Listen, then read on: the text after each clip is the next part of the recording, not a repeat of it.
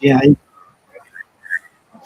I did too. I enjoyed it very much. So I thought that it was, um, aside from being just like a little outdated technologically because of AI and such, I found it fascinating. One other issue that I had with it, and these are minor critiques, they did not go into the 1990s animator strike.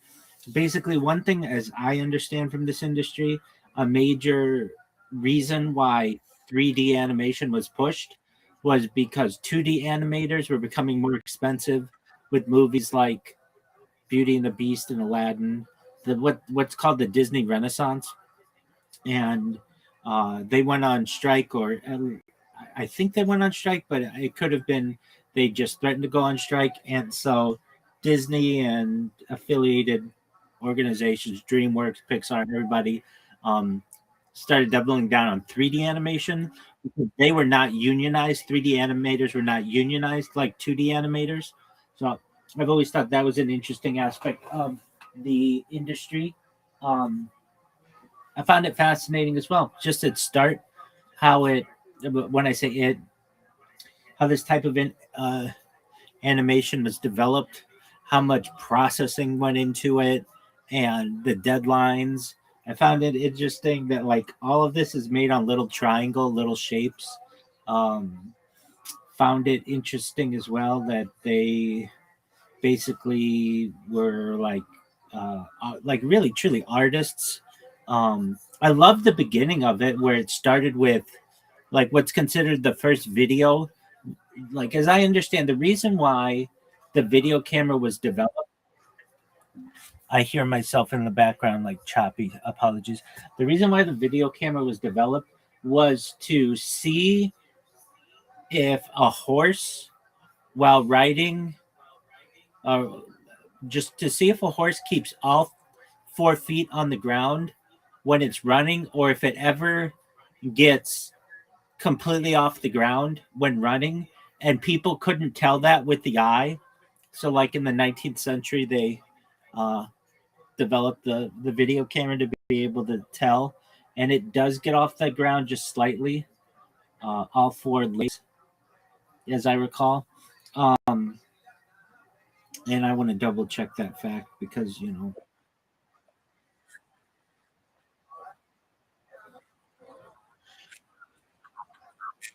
how are you going to test that?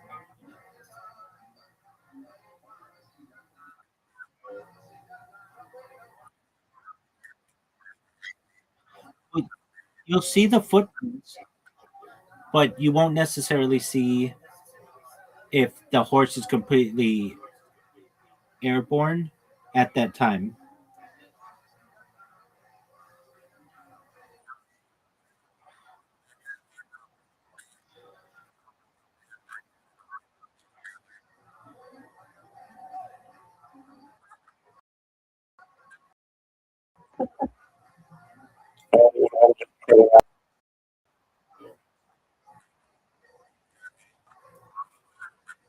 Well, that wouldn't be the test. The test was in mid stride, does the horse ever have all 4 feet off the ground? And the answer is yes, it does. But nobody was able to prove that. Perhaps people would say, I can see it with my own eyes, but there's no way to capture that.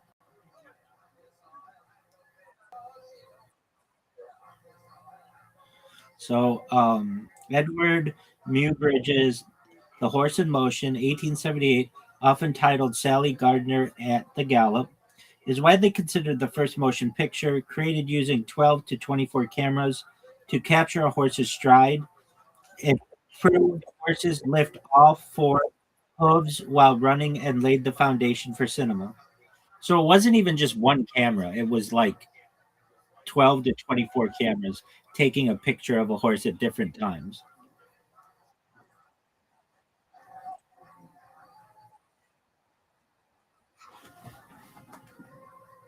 I find that to be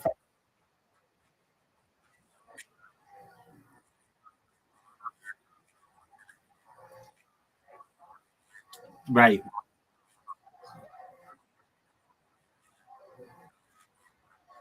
Yeah, but the timing on it, would be very difficult.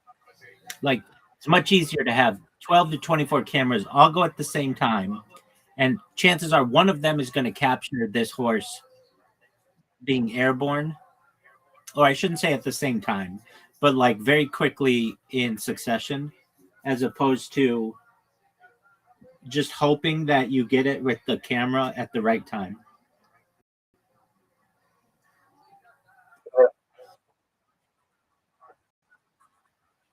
No, they did it with 12 to 24 still cameras first, but then they put them together, and it's considered the first video. You raise an interesting point, though. They had cameras before then for depending on what you want to consider to be a camera. Like there were different screens and things for like 60 years before then. That it's surprising that no one caught a horse in mid gallop. Oh, as I say that though, at the time you needed to stay still for a camera, and the horse is moving too quickly.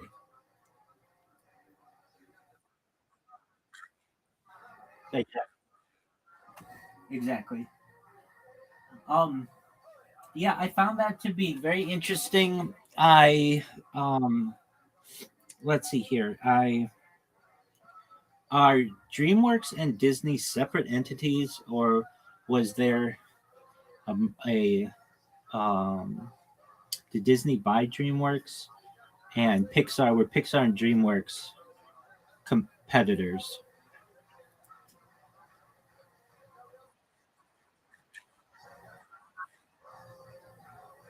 DreamWorks and Disney are separate independent entities. While Disney never owned DreamWorks, it did have a 5-year distribution deal to market and release some of DreamWorks' live action films through the Touchdown Tone Pictures label. The relationship defined Disney and Pixar. Disney acquired Pixar in 2006 for approximately 7.4 billion. Before this, Pixar was an independent partner that co-produced films with Disney. Pixar is now a subsidiary of the Walt Disney Company, but operates as a separate creative studio. Uh, Pixar and DreamWorks, they have been the two primary rivals in the 3D animation industry for over two decades. This rivalry is often noted for twin films, movies similar themes released around the same time, such as A Bug's Life versus Ants or Finding Nemo versus Shark Tale.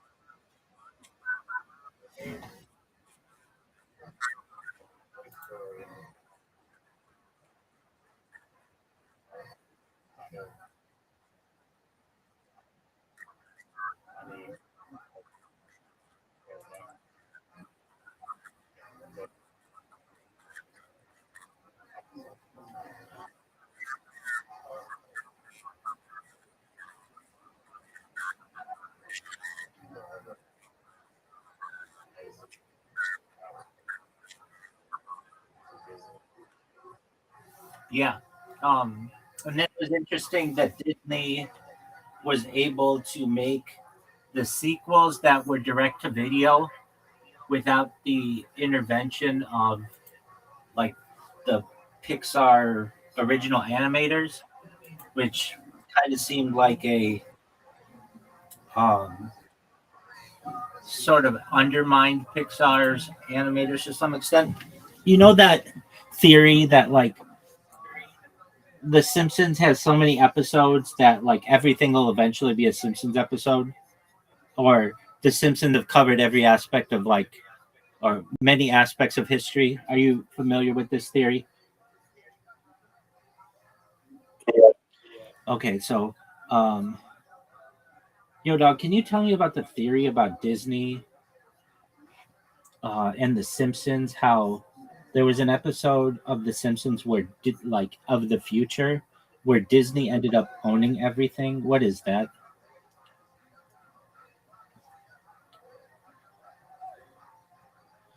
Okay, the theory you're thinking of is one of the most famous examples of The Simpsons predicting the future. It isn't just a fan theory, it actually happened in an episode and later became reality when Disney acquired most of 21st Century Fox in 2019. The episode, When You Dish Upon a Star, the specific scene comes from season 10, episode 5, which originally aired on November 8th, 1998. The joke at the end of the episode, a sign is shown outside 20th Century Fox studio a sign is shown outside the 20th Century Fox studio lot that reads 20th Century Fox, a division of Walt Disney Co. The context in the episode, Homer becomes a personal assistant to Alec Baldwin and Kim Basinger. He eventually pitches a screenplay to director Ron Howard, who takes the idea to the Fox studio.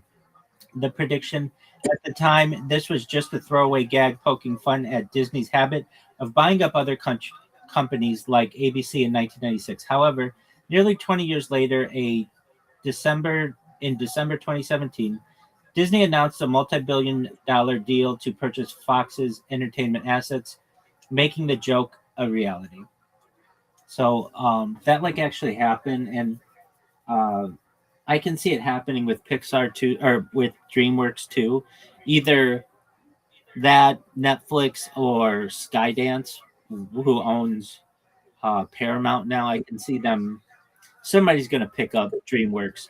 DreamWorks to me isn't strong enough individually to be able to compete with all these other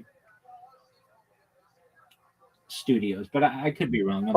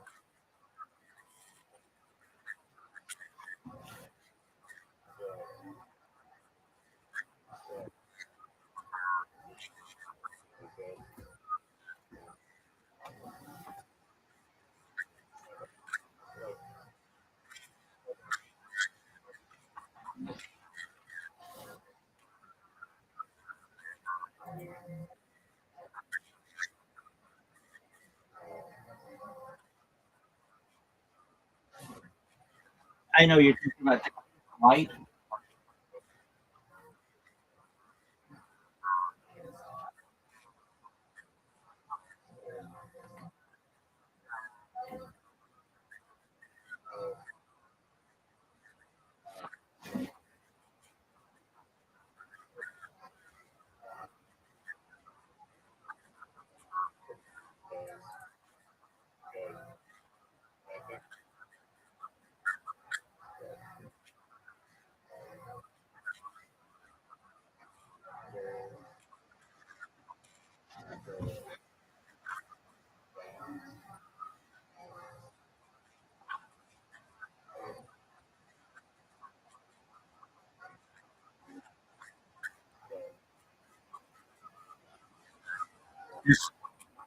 That's the big one.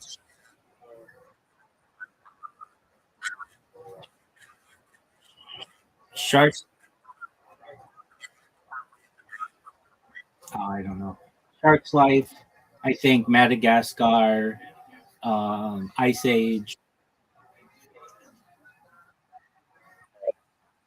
Just the top off the top of my head. I'm sure they have other ones too. One thing that they said, they made it sound like working at Disney was just like like sunshine and potpourri. And if you've ever known anyone who works at Disney, depending on where they work, your mileage may vary. I've known people who work in parks who have been like princesses as the cast members or whatever, and it's a lot of work and it's really hard and they're not paid really well at all. They're actually paid extremely low, even though those are the highest roles. Like to be a cast member, like a the print the care like the people who are like the models, they get paid very better than the other people there, but it's still very low. And um the I've yeah. Um I've not known anybody in Florida, but at least the California ones, that's exactly what it is. And then there's an issue of they have an internship program. I've known some people who have done that as well, which I think is somewhat controversial. They they fly you to either Florida or, I mean, if you're in Southern California, um, you're here, but um, they fly like interns all over, generally the United States, to live in like dormitories that aren't kept up that well.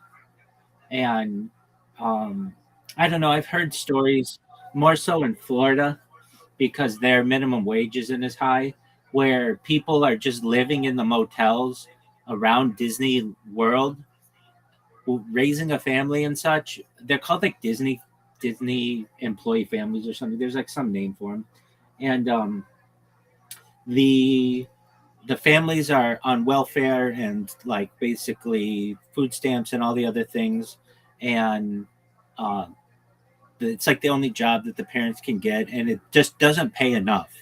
It pays like half of what what Disneyland pays, and so for them to be like, oh, working at Disney is just like this amazing to some people, but to other people, it's not so much that great. But it's an amazing thing to have on your um, resume.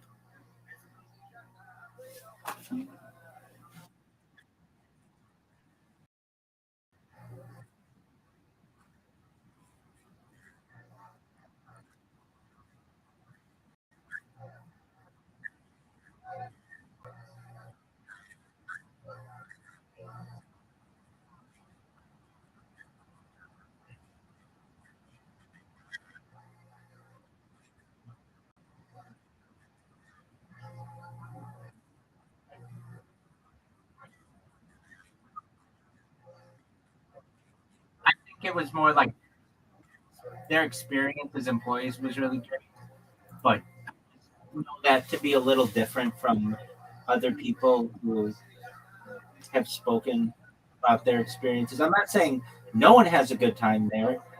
No, they do, but many times in the creative roles, the pay isn't that great. The they like have this understanding. You're working at Disney, like that's the same at Google. I've known people who work at Google, and you think they make like huge money, but they really don't. Google knows that working for Google is in itself its own brand, and people will take less pay to work at Google. Same thing at Disney.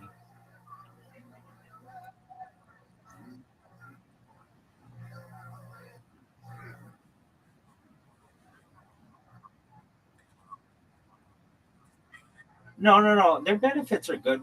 What I'm talking about is like, um, at least for Google, let's say you're a software engineer, you could make $200,000 working at Oracle, or 100 same job for $150,000 at Google. Now things can change, but Google knows that it's a brand. You work there every like, it's almost like going to a university when you're a Google alumnus or alumna. There's a panache about that. You're expected to go to Google, work for a few years, and then a lot of people leave there and go either get into a startup, start their own startup, or go take a better paying job, perhaps as an executive because you can really work as like a chief technical officer at a lot of different organizations with Google on your resume. Disney, in its own way, is similar, but I mean, I would just think that I mean, it depends where you work too, and what section of the parks you work, or pardon me, of the organization work. Parks don't pay that well, which is in Anaheim. Burbank is more the executive offices in the studio, and that pays more. So I mean, it depends. But um, when I first started, uh, I wasn't even streaming yet. I was um, I was just making videos with the GoPro. I made a bunch or spent a bunch of time at Disney Studios in Burbank, just outside where like the big wizard cap is. I don't know if you're familiar with seeing that.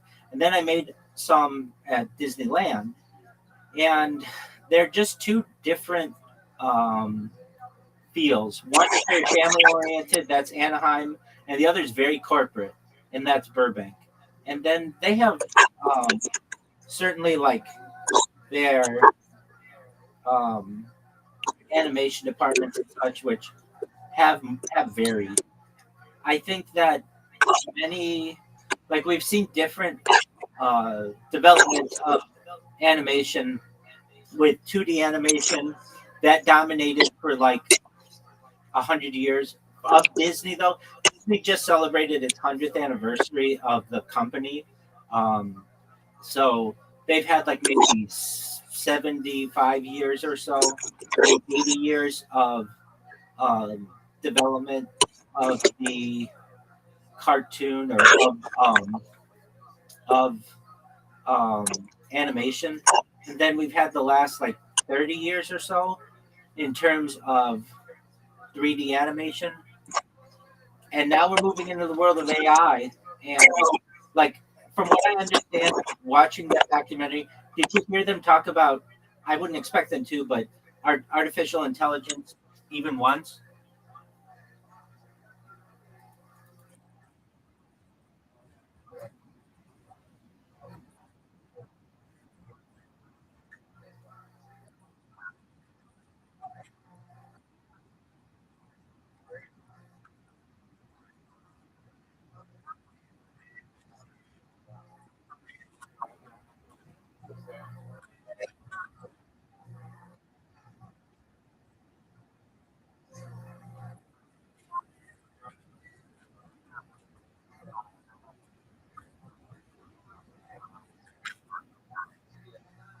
Okay. Okay. Exactly. Exactly. So they didn't have the foresight to anticipate the role of AI, and now um, at least Disney sold its intellectual property rights usage, not the actual full uh, intellectual property, to ChatGPT for $1 billion. So now you'll be able to use ChatGPT to make Disney characters. Have you? Did you see this? This happened like in the last 3 months.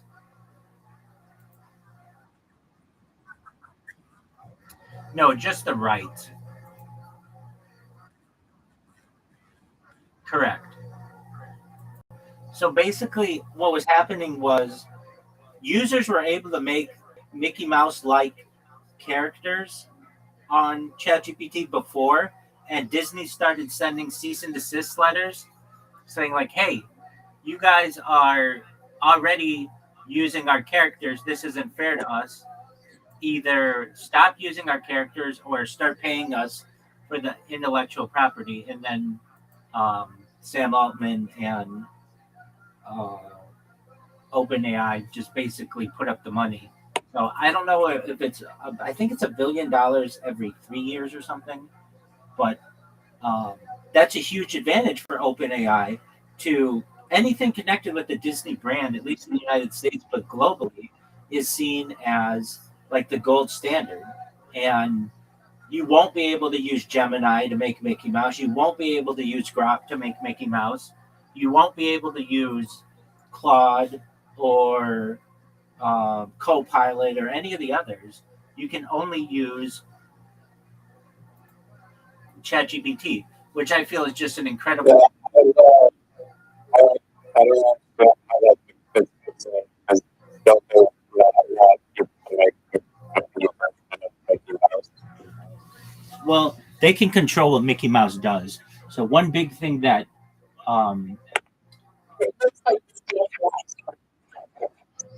it looks like what? I'll look up Disney, uh, Open AI.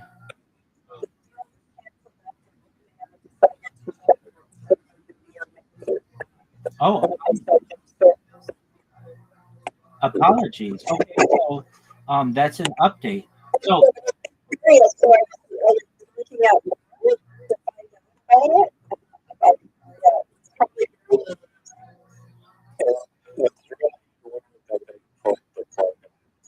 Laura,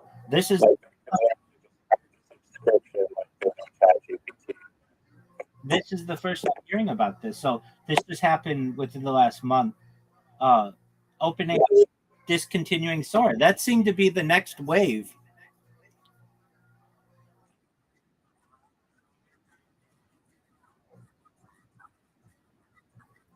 Oh, okay. Well,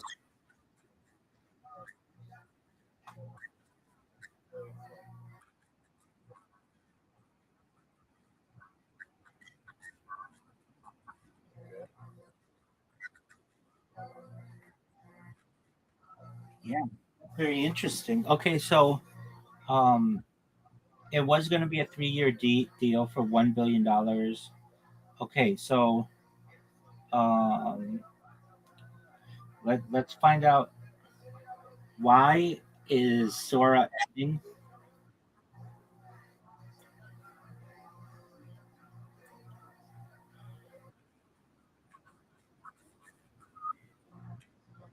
Uh, Extreme operating costs and strategic pivot toward more profitable technology. Sora was reportedly costing OpenAI roughly $1 million per day to operate. That's like nothing, though. That's like $365 million a year. In comparison, they're going to have an initial public offering of like $100 billion, or if not far more. It was declining in popularity after a viral launch that saw over 6 million monthly downloads in late 2025. User engagement collapsed to fewer than 500,000 active users by February 2026. That's like 40 days. It's not that long. They did not give this enough time. Um, Most people didn't even know about it. And on top of that, many countries didn't even have access to it.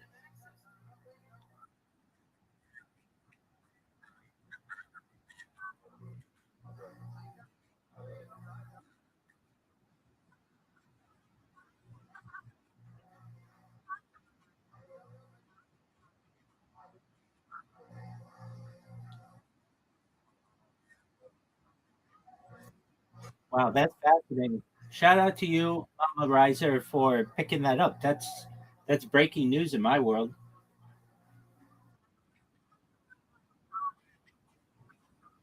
Yeah. Okay. So, but absolutely, that's wild though. April 26th is the last day to use Sora. Riser, you and I were using Sora like to make funny videos. Like, I don't know. It's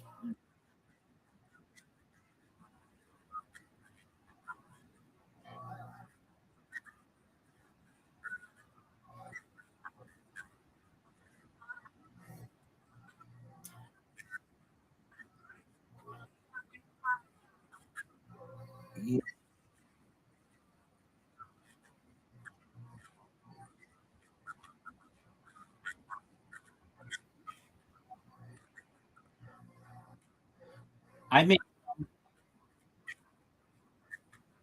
I have like a bunch of OpenAI accounts because even with their premium version, it knocks you down. Like you can't just use it unlimited or like seemingly. So I just created a bunch of OpenAI accounts, and I have a few different Sora ones. You could make what 30 a day. Are you saying that they stopped you from being able to do 30 a day?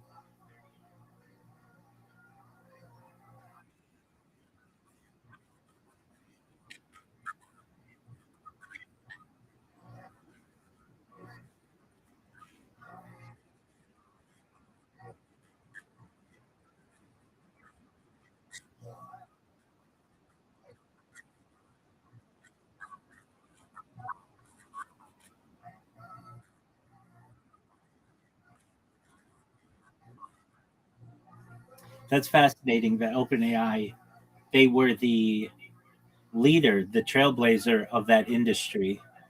It's interesting to me.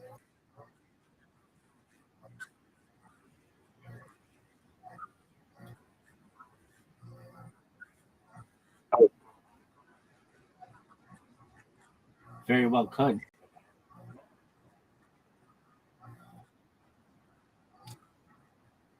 Yeah. I, one thing that I've been doing recently, and I find it to be fascinating, is I have, let me just look at my page. I've got Claude, Perplexity, Meta AI, Gemini, DeepSeek, ChatGPT, Grok, Copilot. I have like just all these AI, and they're all basically the same. And I will give each one of them a very simple task of just some photo editing and see how they do in comparison to each other. And some of them are really pretty accurate, others are just way off. And you can just tell the strength of them by using them enough times.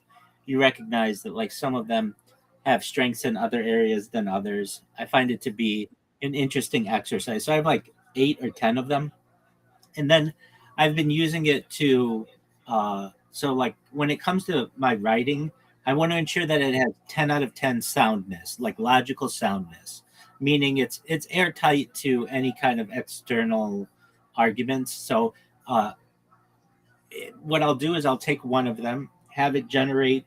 I'll have an idea, and I'll generate an essay or something. Then I'll take that essay that, let's say, Perplexity thinks is 10 out of 10, and I'll put it into Meta AI. And Meta AI will say it's 8.5 out of 10. Here's how it could be better. And I go back to Perplexity and say, hey, look at these arguments from a like a competitor. And they'll be like, oh, yeah, sorry about that. Like, it could be better in this way. Then I'll take that and I'll put it into Gemini. And Gemini will be like, it's 9 out of 10. It could have this in it, and I'll take it and put it back into Meta AI and Perplexity, and then like get an even stronger one. Then I'll go to DeepSeek, and DeepSeek will be like, it's 8.5, back to 8.5. Okay, why? And then it'll give its reasoning, and maybe it's counting off points for whatever, something like extremely minor or whatever. But then I'll just keep going back and forth until this thing says either 10 out of 10 or this argument cannot be 10 out of 10 because it you can't prove it or something, but it's as close to 10 out of 10, including like 9.9 out of 10 as possible. And then I will publish it.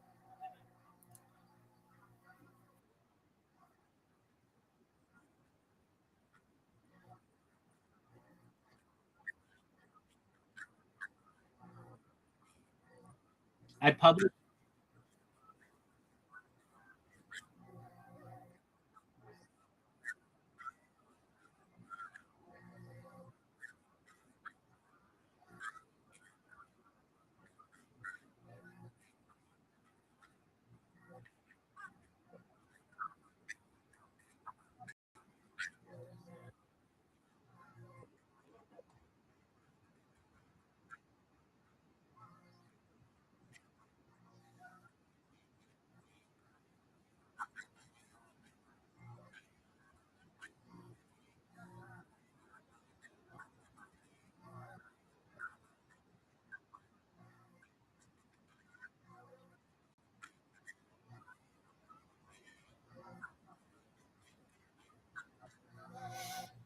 Um, it's interesting.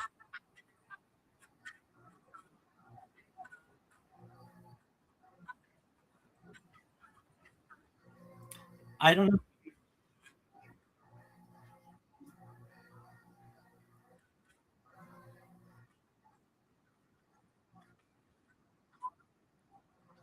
I don't know if you've used Perplexity. That's the Joe Rogan one. It has an interesting setting though that it lets you use within the same app different models. So it uses Sonar, GPT 5.4, Gemini 3.1 Pro, Claude Sonnet 4.6, Claude Opus 4.6, and Nematron 3 Super. You can like choose which one you want in there. I do find that it limits me a little faster than I would like, but if I need to, I just create another account.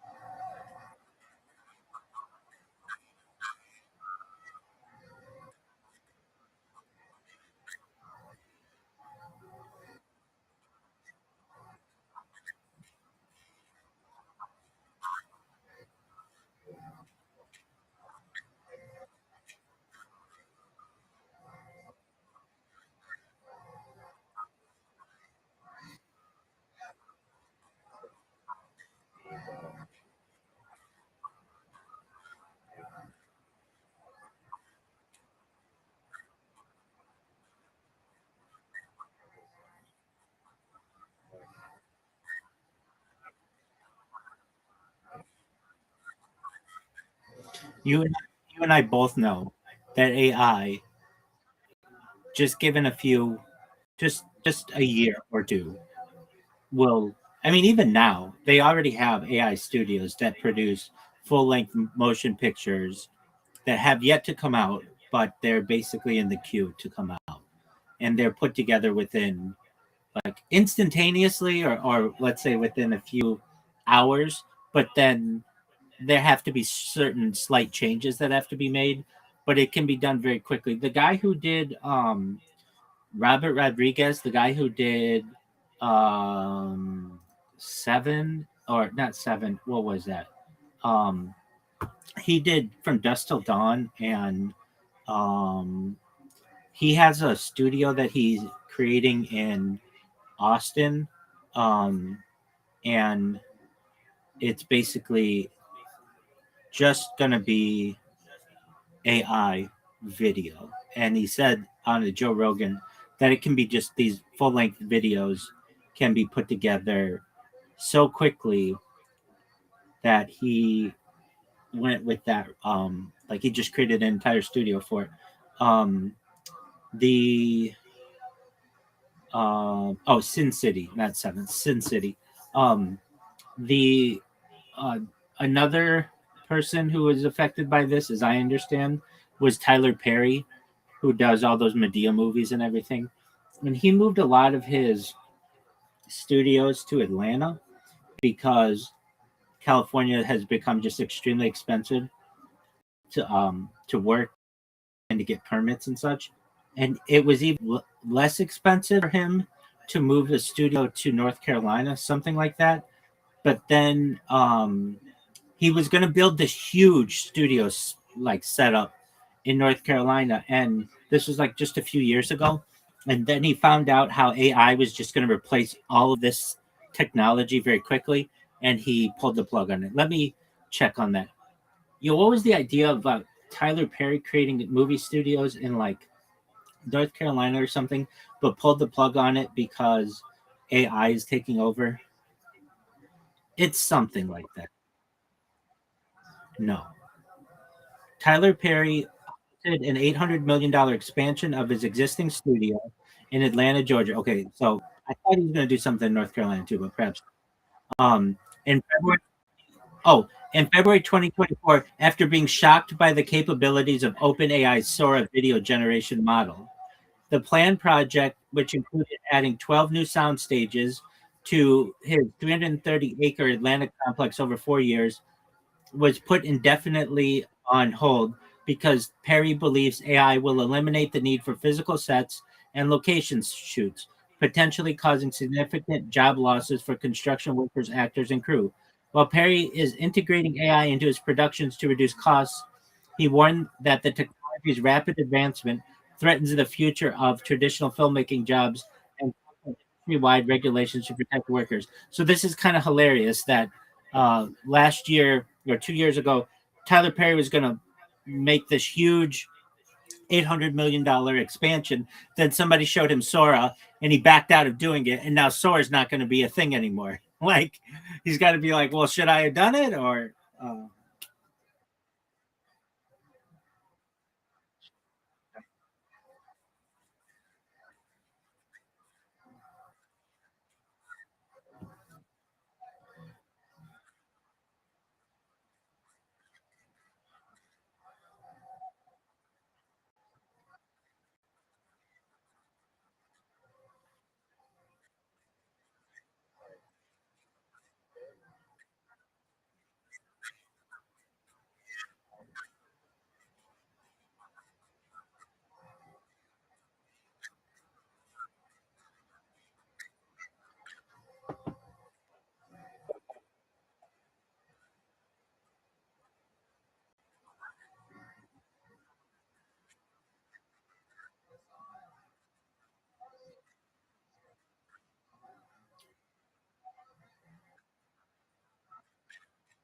Right. It's just a matter of time. I mean, at one time, Microsoft Word was the only game in town when it came to word processing. Oh, there were some others, but Word Perfect and some others. But now you have Google Docs. They're the industry will many times trade use of its product for user data, and at least in small amounts. Now, do I ever think that you'll be able to make a 2 hour full length movie for free?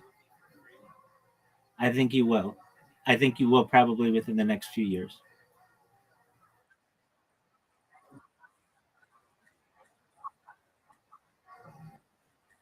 Exactly.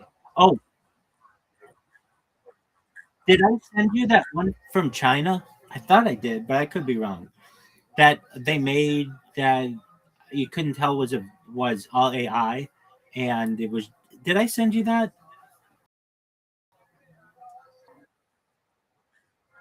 Okay, no big. That's okay. No, it was like within the last month I saw it. So I think that some.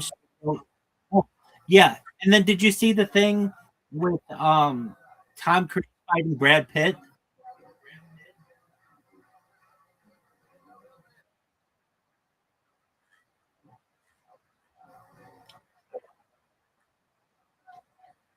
So if you, it's in your best interest. Just Google Tom Cruise fights Brad Pitt to see what this Chinese AI looks like, and it's like another level better than United States AI.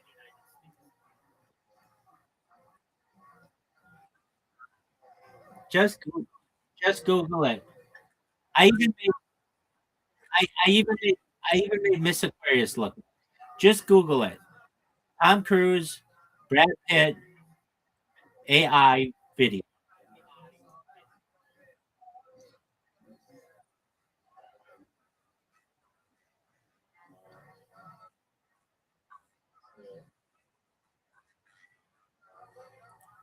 Okay, well, it came out like last month, maybe. Yeah, well, it's not that old, but you can see that China's AI is even better than what Sora ever was.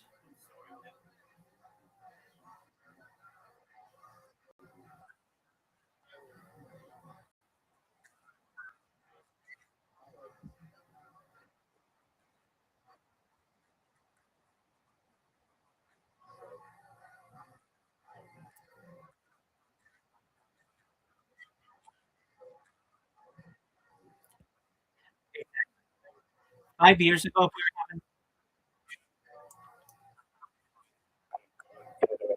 characteristics of that.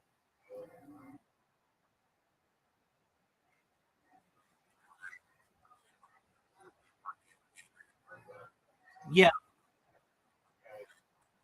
Family Guy did this in the Road to the Multiverse, where they did like The Simpsons, they did like Powerpuff Girls, they did Disney. They like made all of their characters in those different looks. And now I know that's done in Korea by and it's hand drawn or whatever, but that's how I imagine you'd be able to do it in the future. And there'd be no, I mean, you could probably even do that now, where you have the different characters and you just choose the model you want it to be. So it could be an anime. It could be certainly like Pokemon. It could be Family Guy, Simpsons, Bob's Burgers, all that stuff. And you just choose how you want the characters to look and interact.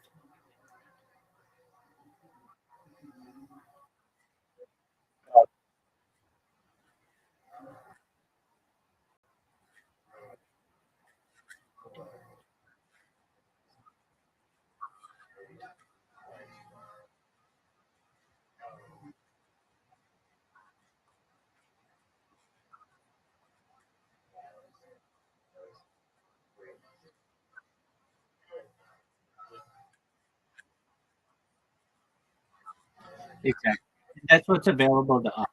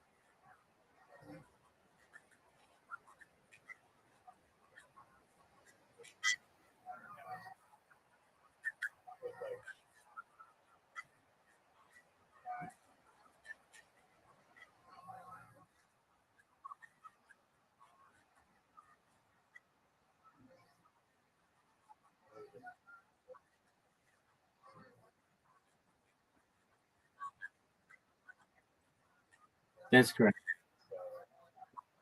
Yeah, you're not alone. A lot of architects feel that way, and a lot of practicality is already decided with AI, like where to put a closet or where to put a bathroom, even from things like, oh, it's better to have it on the right or whatever, like, and just how air circulation works and like things that you would never, as a single human individual, without actually building the house and running tests on it um, in like a wind tunnel, would you ever be able to like know the best ways to build this house? But with AI, it can do all of that, and then it's doing that for apartment buildings. So it'll be like, all right, there are like 6 different types of apartments that you can have in this apartment building, and here's how the apartment building is of its peak efficiency, and that's pretty easy for AI to do at this point.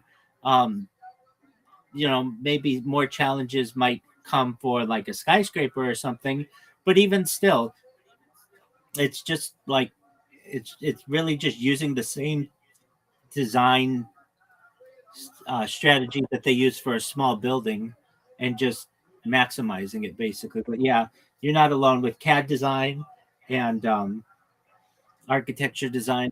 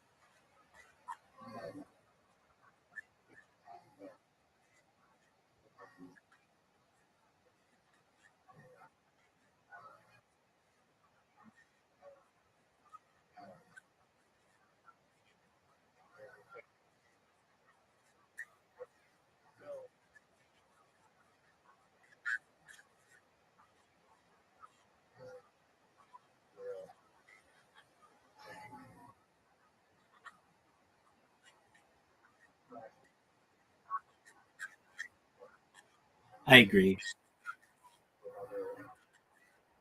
If you know anything about being an architect, then you likely know that it's very difficult to just even get your blueprint of your own to actually get built. Many times you're working for a firm and you're working under like a chief architect or something like that, and they already have different designs that they already use that have been in place for 40 years or whatever, and have just become the industry standard. But now with the rise of AI, the best architect in the world isn't as good as just basic AI model creation when in terms of like, all right, I need another design and another design and another design and another design. Each one of those designs might take a an excellent engineer and architect like maybe a month, 6 months, something like that.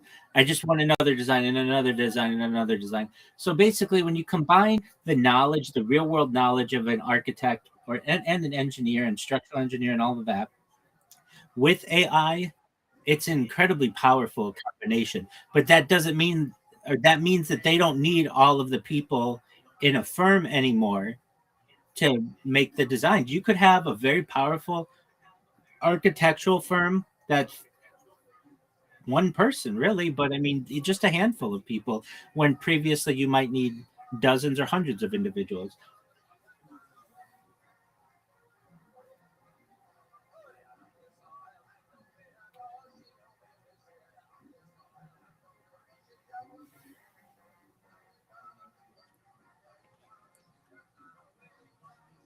Well, that's how I feel. Riser, can you hear me?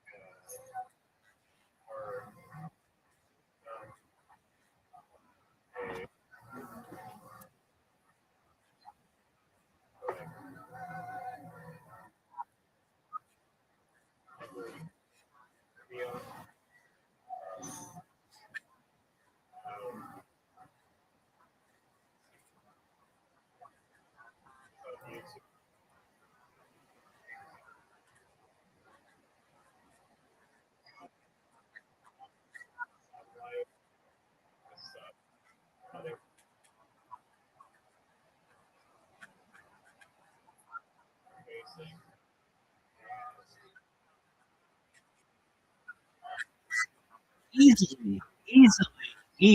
That's easy. That's easy.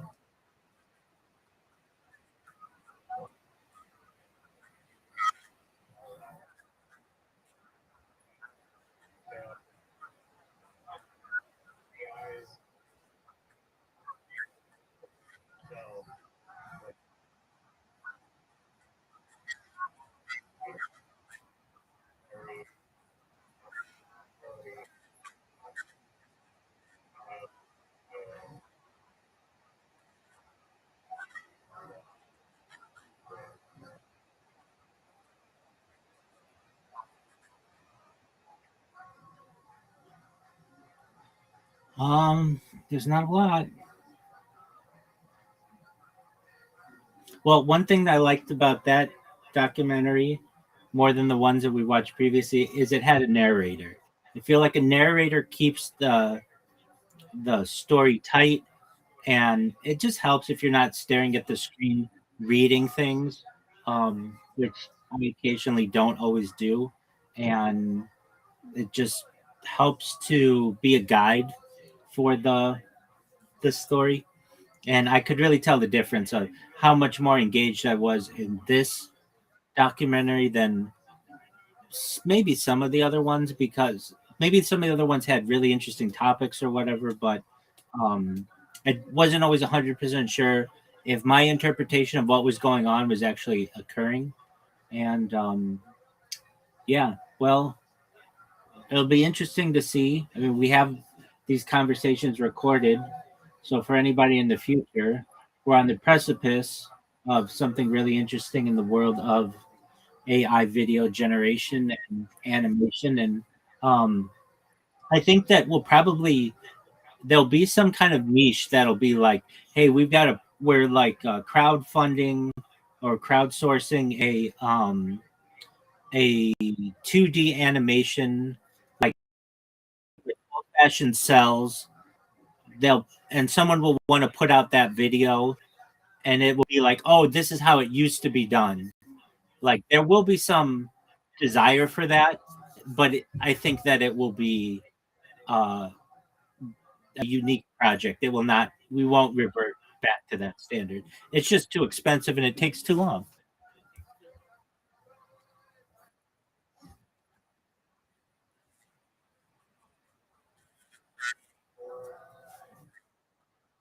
Yes, sir.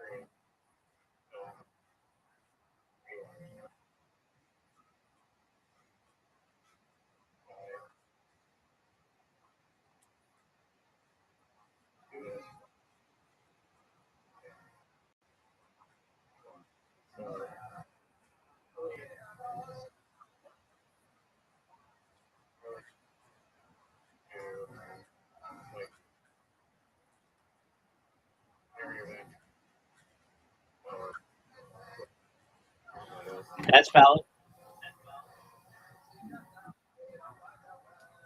All right, big dog. Well, I appreciate the opportunity to be able to watch the documentary with Mama Riser and you. And come back tomorrow. Let's watch another one, okay?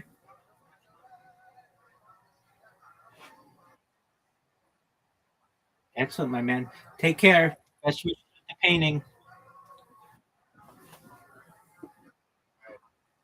Peace out, Girl Scout.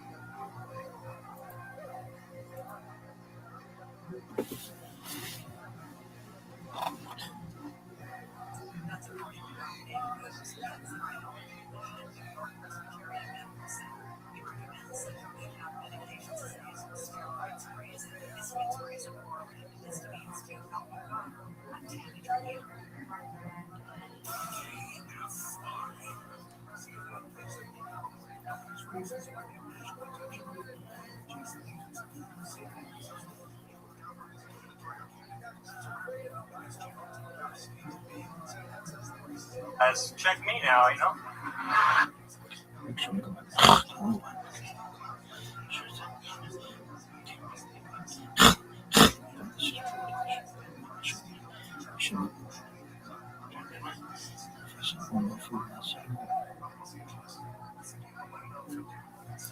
Love this song.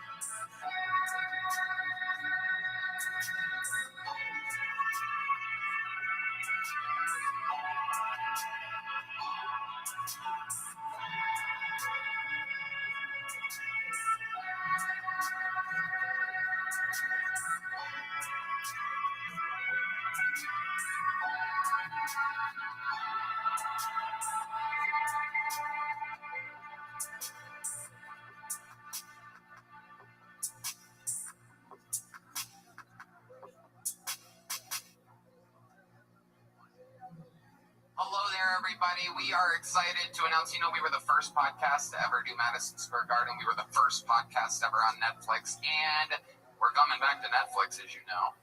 And now we are proud to announce we are going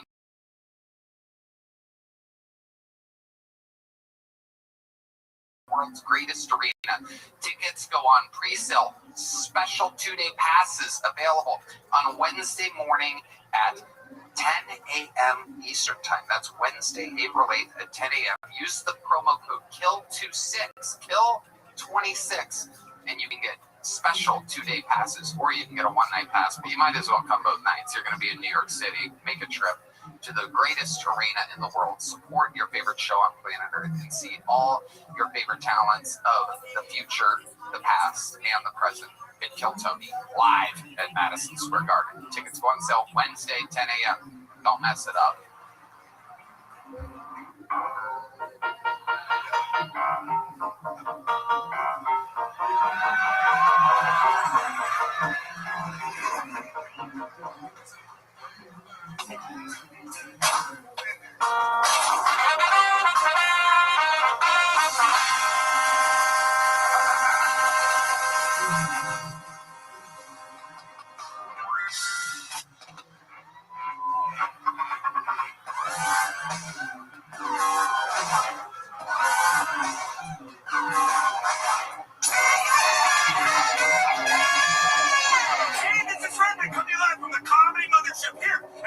Texas, for a brand new episode of Kill Tony. Get up for Tony and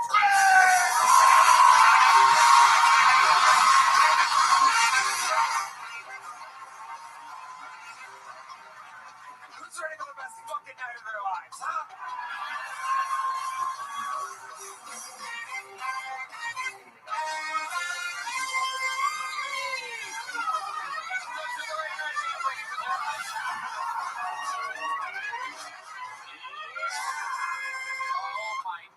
How excited. How we fucking feeling tonight, huh?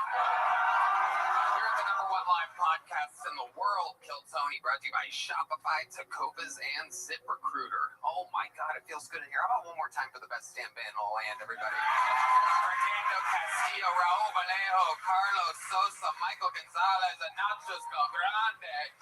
The great Matt Mueling on the electric guitar, John Dees on the keys, and this, believe it or not, live in the flesh is D Madness, ladies and gentlemen.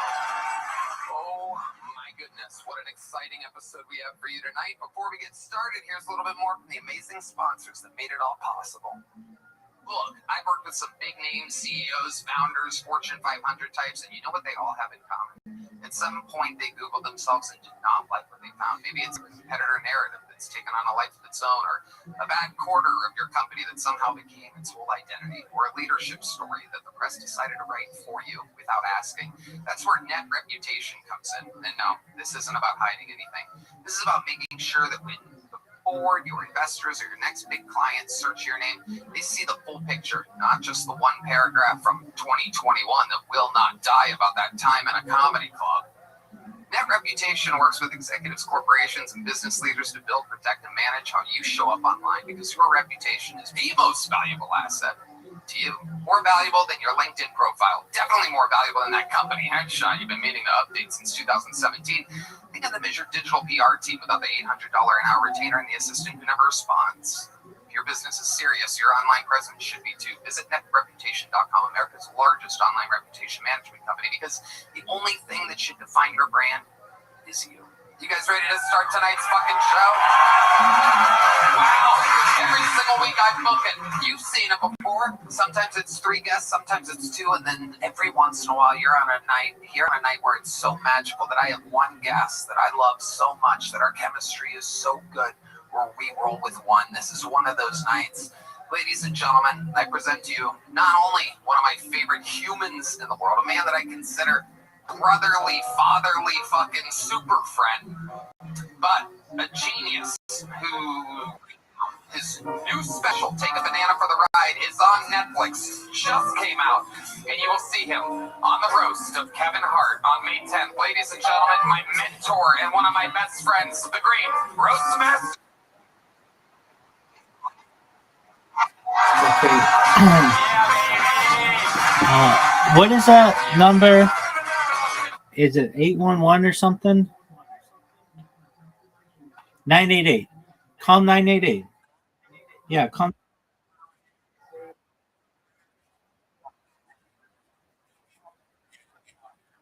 Okay, then call the ambulance.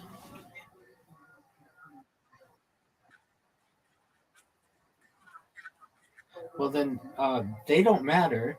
You need to go to the hospital.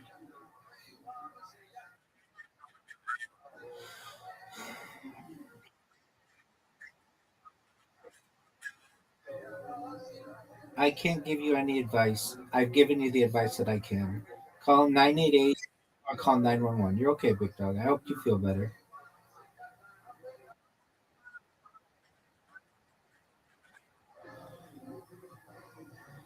Okay.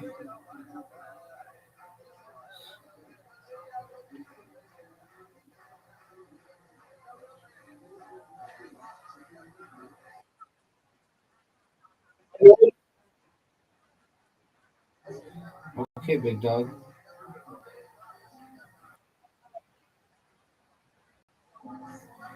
Okay.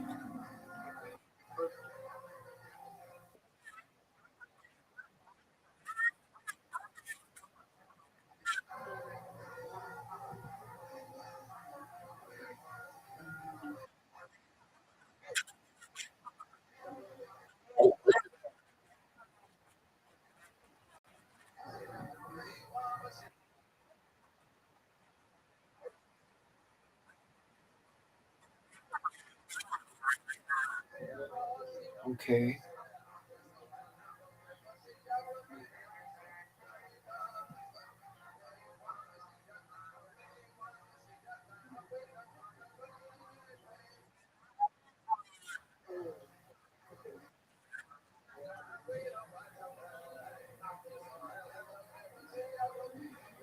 How about you just get some sleep?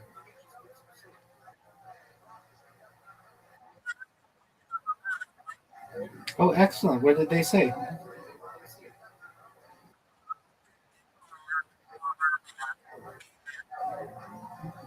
Okay. How long ago was that?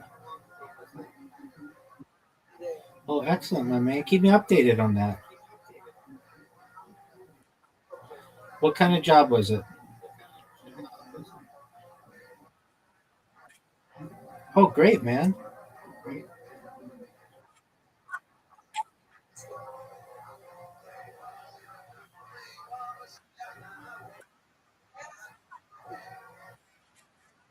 Yes, sir.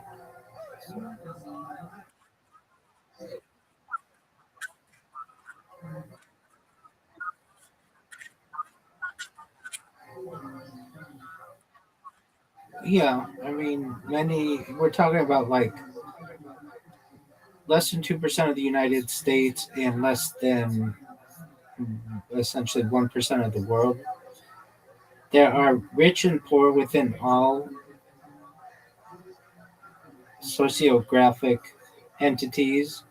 We as Jews, generally because of our religion that focuses on two-parent families and positions that are like many times lawyer, doctor, accountant, we push our children into those roles, then you have a higher net worth of individuals. But there are some sociographic entities that are larger, like, for instance, many Chinese immigrants in the United States have extremely high, especially in the Bay Area, have extremely high net worths. So it depends on how you parse the data, and you can look at entire countries, Liechtenstein, or Luxembourg. They have higher per capita uh, per capita net worths than Israel does.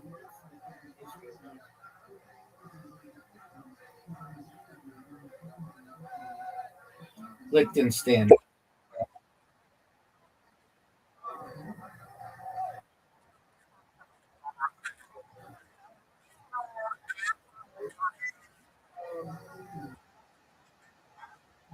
Yep. No.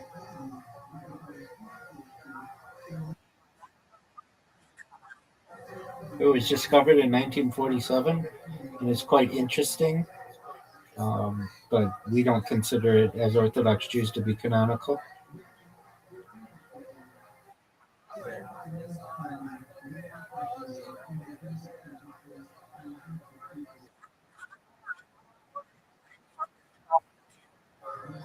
Um, so, if you mean the Divine Comedy in three parts, that's the first part, and it's by Dante Alighieri. It's just basically a middle age monk, essentially, or religious individual who wrote what he believed to be I believe it's the seven levels of what is believed to be a negative afterlife in Christianity, but I'm not Christian, so I can't really speak too much on that.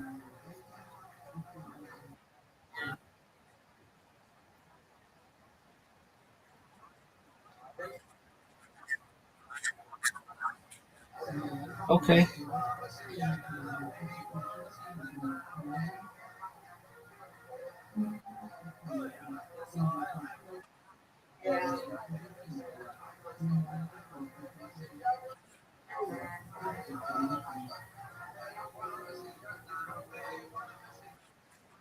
Yes, sir.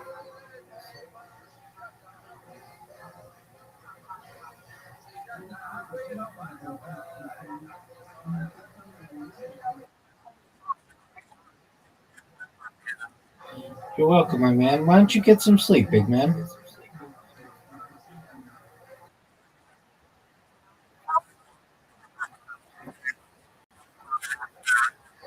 Okay, well, go watch some happy television show or movie or something that gets your mind off things. Cool, man. You can stay here if you want, but just go watch something.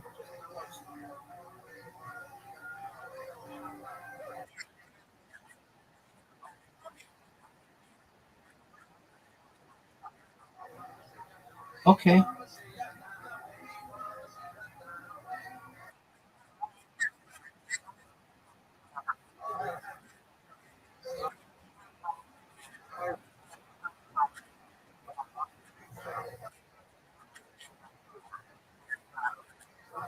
Okay.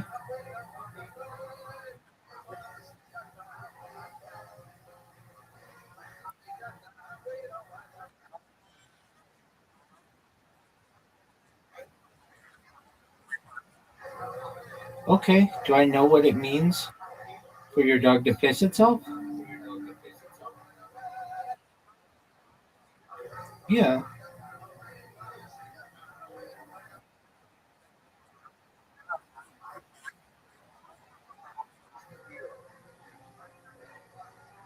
Ignore it. Get some sleep.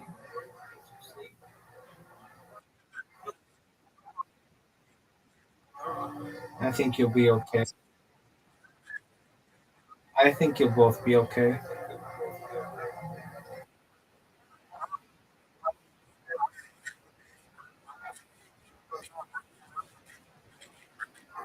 Okay. Maybe your dog's just hearing something that's like really, like something outside or something. Something that's like of this world.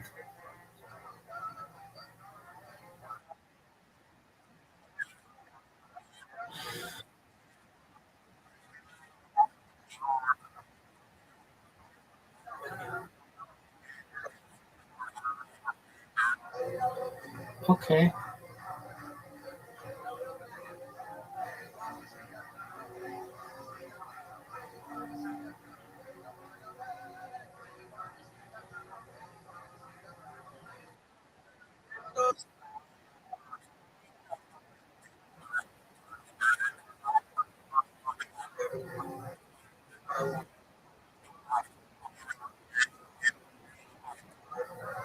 Okay. I mean, you can really, at a certain point, only worry about yourself and make sure that you're doing okay.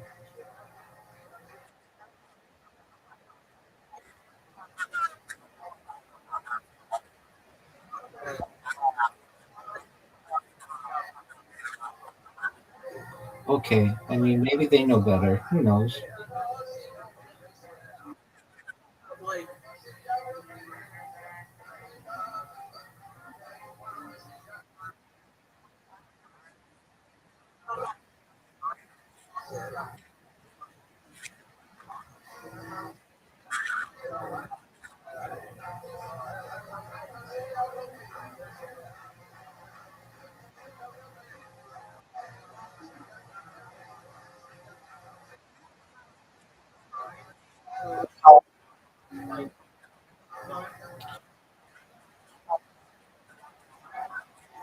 There you go. There's nothing you can do under those circumstances.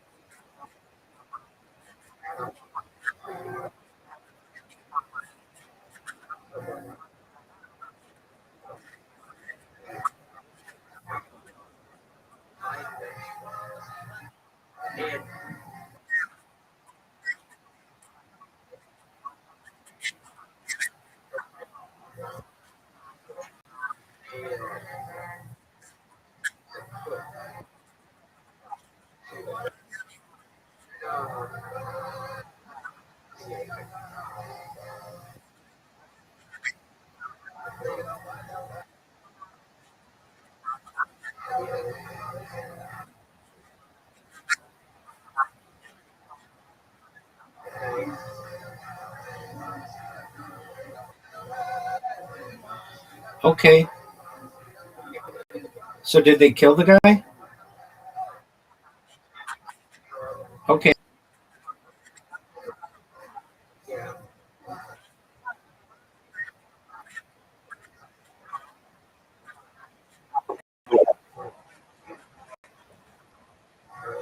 All right. You, you might.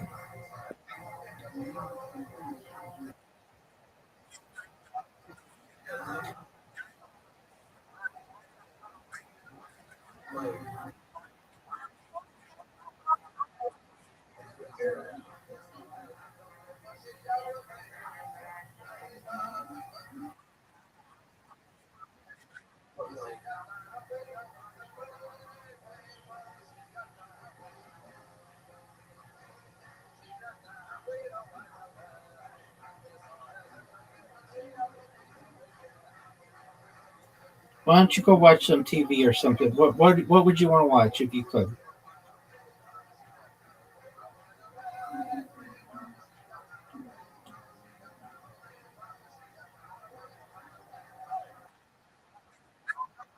Then just go to bed, man.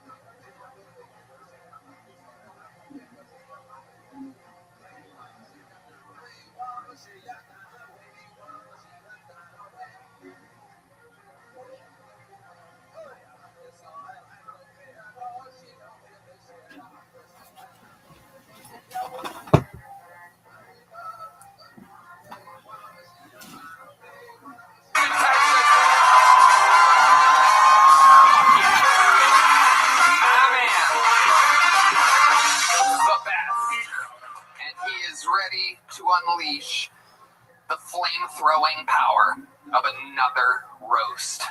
May 10th, the roast of Kevin Hart. It's going to be the best. It's going to be the greatest roast ever. It really is. I don't know if Tony will ever be able to top his last step, but you are the Nikki Glazer of Austin. Thanks for having me, Tony. That is the harshest roast joke I've ever had told to me, by the way. That's exciting. I'm just going to take that one, absorb it. The best jokes, the most unattractive front row I've ever Fucking ice truckers over here. Welcome. It is a wild-looking crowd. This guy looks like he plays the organ at a vape store. Look at this fucking guy. It's absolutely incredible. This guy right here? Yeah, look at him. Good. He looks like he sharpens his head. Fucking look at this guy got. It's incredible. The human dildo in the front row. Jesus. It is amazing. Like your head should be part of a car wash. The bristles. I'm jealous. Look at me. He asks this guy goes in and asks his barber for the felt tip. Can I have an old paintbrush, please? That's nice. Your bar name is Used Paintbrush. We're going to have fun tonight, Jeff. You've done the show so many times. You were with us in the belly room when barely anybody knew about the show.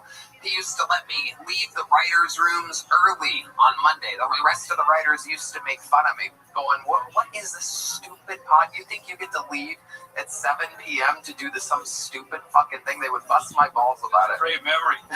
Oh, yeah, you remember it when... Tony would have to leave to go to kill Tony. Yeah. And they all thought I was just trying to flake out of work early on Mondays. And back then in the belly room, there were like 80 people in the room and then another 80 watching on YouTube. Yeah, exactly. So you know how it works. We've done it all the way from the belly room of the Comedy Store to Madison Square Garden. Over 200 human beings signed up. They are packed like sardines in a dilapidated bar next door. If I pull their name out of the bucket, they get 60 seconds uninterrupted. You know their time is up and you hear the sound of a kitten. That means they wrap it up then, or else they bring out the angry bear, which really is them. And then I conduct an interview, and they get feedback and take questions from me and the Roastmaster General, Jeffrey Ross. Anything can happen. The whole thing is improvised. Are you guys ready to start tonight's fucking show or what? We're going to start with a bang, ladies and gentlemen. I have one of the best golden ticket winners of all time, maybe the GOAT golden ticket winner, here to get tonight's show started. The automatic machine. Ladies and gentlemen, this is the one and only Martin Phillips, everybody.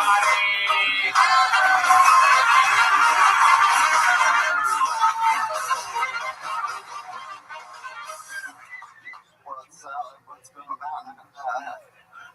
I flew with my dog and he was freaking out. I was like, man, chill. I hadn't even hijacked the plane yet. Right? You're blowing my cover, you know? I'm gonna get a new dog. I'll get a drug dog and use it for good, you know? It's like, yeah, Sparky, let's find out where the party's at. Okay. I see these erectile dysfunction medicine commercials. It's always a guy working on his farm or fixing his truck. It's like, yeah, that's what I need a motor when I had shit to do, you know, when I'm around livestock. That's, you know, that's... Okay, cool. Okay, the great Martin Phillips with exactly 59 seconds. Oh, yeah. Thunder and lightning as always. Is that true you travel with the dog?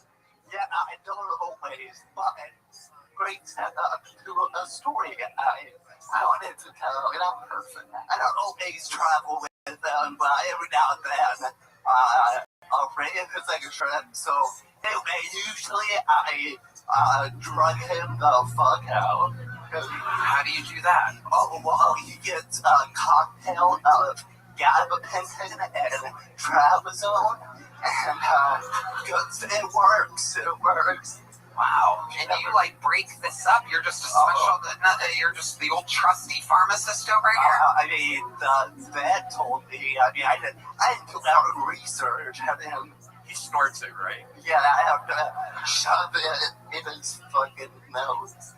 I love it. How long have you had this dog for? Most people with a condition of any kind, if they have a service dog, they're taking that thing around everywhere. They troll it around with them. Honestly, I find it kind of annoying with my handicapped friends. I didn't even know you had a dog at all. I remember the dog I said, you made jokes about it dying. What a piece of shit you were. I mean, that happens. During my time of grief. That happens. Luckily, the dog was just tripping out on fucking pain pills or whatever. Yeah, it was chill then. But yeah, usually, he's like, just, high as fuck, What kind of dog is it? He's like a Shih Tzu mix. He's like a small guy. And its legs, everything's operational, or you guys like twins? We don't have that. We don't have that much in common. We're pretty, You guys don't crip walk together through the airport?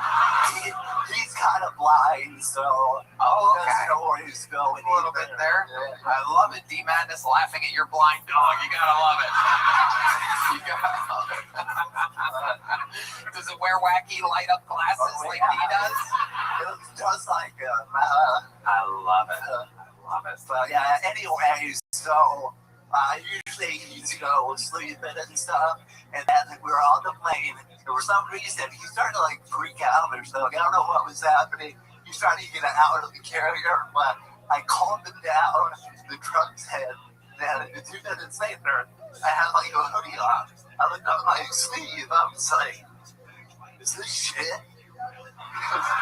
Yeah, he took a shit. In the carrier? The carrier, during the flight.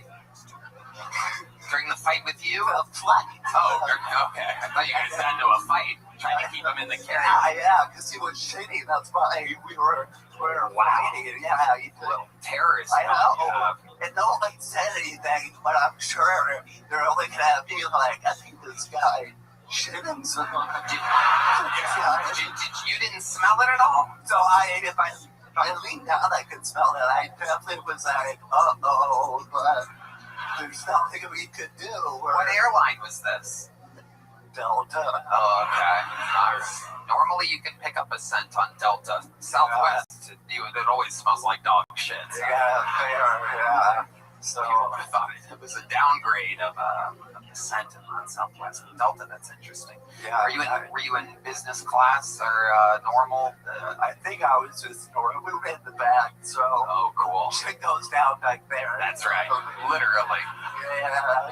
He lived up to the Shih Tzu name. Yes, indeed. Really, So that's incredible. So you had it on your hoodie. Were you a little bit insecure after that? Was anybody sitting next to you? Luckily, there was nobody next to it. Amazing. Call it out. That would have been great if it was like a Indian guy or something, and you're like, God, it's this guy over here. Did you turn it inside out? Good question. Shitmaster Brian Redman.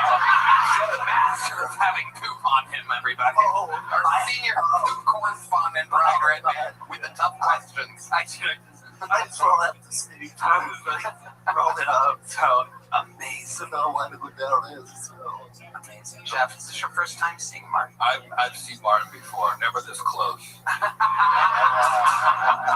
Is your dog? Maybe your dog thinks you're wet all the time. He's always like shaking, like the way dogs shake when they're wet.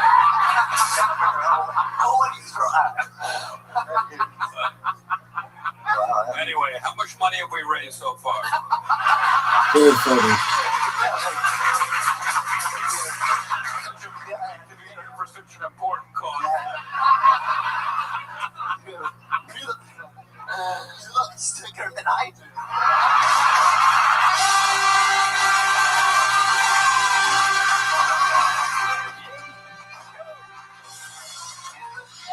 It's extra funny because I'm healthy. I just had my chemo port taken out a week ago. I got the scar right here. Yeah. I love you for that joke. Okay, sorry. Everyone is The healthiest I've ever been. Well, I look like Bruce Willis if his trainer also had dementia. So how's my hair? Is my hair okay? Martin Phillips, what a way to start the show. You are unbelievable. The automatic party starter, Martin Phillips, has done it again, ladies and gentlemen. He is the man. Hell yeah. And now to the bucket we go. You guys know how this goes. It could be an insane person trying it for the first time. It could be the future of comedy that's been signing up for 2 years in a row and waiting to get pulled, and it hasn't happened. It could be anything in between. We're going to find out all together. Your first bucket full of the night goes by the name of Aaron Spaulding, everybody. Put your hands together for Aaron.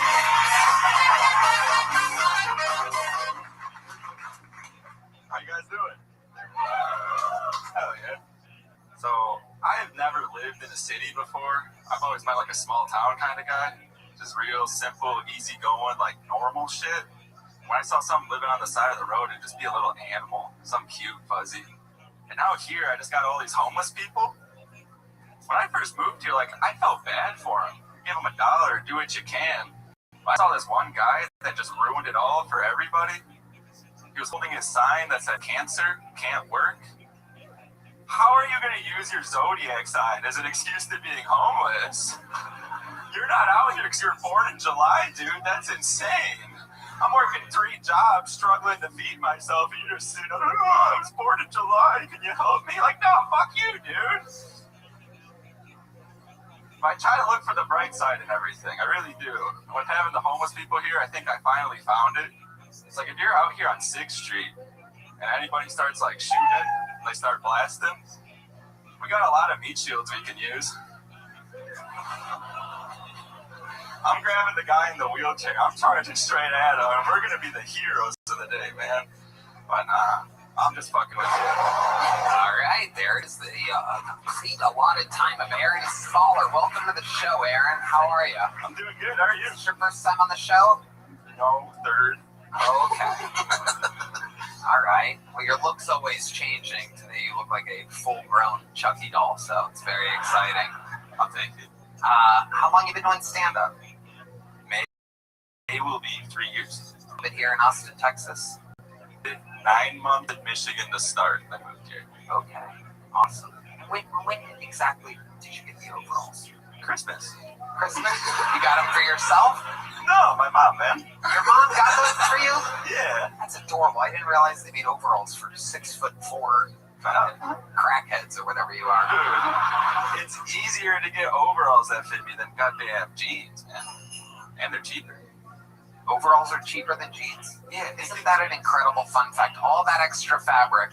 But I guess when nobody wants them, it kind of makes sense. It's kind of supply and demand or something like that. Cigarettes hundreds when they cost the same. Yeah, dude, look how many That's a really great point. Our senior cigarette correspondent, Brian Redman, full of cigarette analogies. Aaron, what do you do for work? I do valet during the day. You do valet. Yeah, Mostly tractors.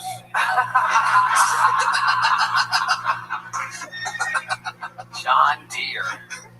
Amazing. Aaron, how long have you been valeting for? A year and 3 or 4 months, I think. What's the craziest thing you've seen valeting? Easiest thing or anything? Come on, there's got to be something wacky. I know you're trying to keep your job, but got in the car, there's something sitting on the passenger seat. Just a lot of Shitty dog in a carrier, perhaps, or something like that. No, somebody has left their kid in the back seat, and I was like, oh shit, like baby. Like I started driving off and How just much see did him you get for it? Not enough. I'm still working there. I noticed that you called it a baby. That means like it's like an extremely young child in a carrier. Less than 6 months. Yeah, Wow. like it's not. Yeah, Wow. How far did you make it until you realized there was a baby in the back? halfway around the block. Oh my God. Was it a dad or a mom? Both. Oh my It's God. the family, man. Holy shit. Yeah, it was weird.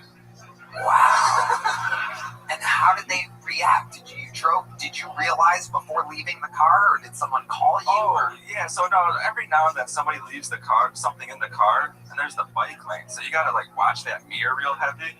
Look in the mirror for the bike lane. I just see the parents like, oh shit. Oh, I'm like, what's going on? And then you hear the, I'm like, oh yeah. It's extra crazy because they had to hand you the keys or something, right? And you look like the last guy anyone would want to leave their little baby with. Luckily, you guys were dressed the same, so it was perfect. Absolutely incredible. Hello there, everybody. We are excited to announce, we were the first podcast to ever do Madison Square Garden. We were the first podcast ever on Netflix, and we're coming back to Netflix, as you know. And now we are proud to announce we are going back to Madison Square Garden for the third year in a row. Completely unprecedented. The world's greatest arena.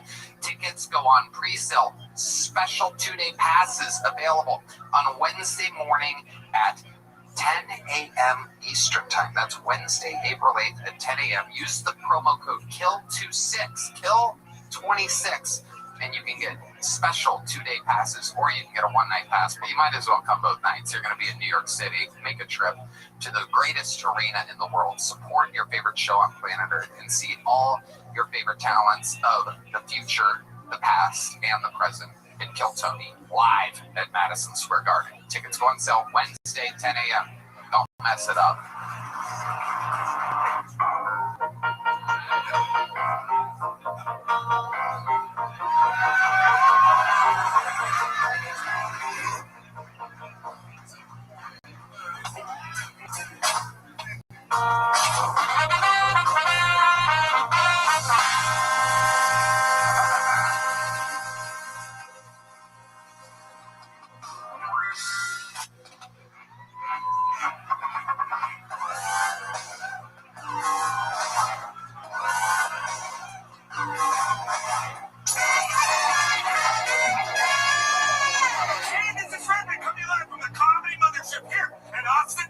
For a brand new episode of Kill Tony, get it for Tony Express!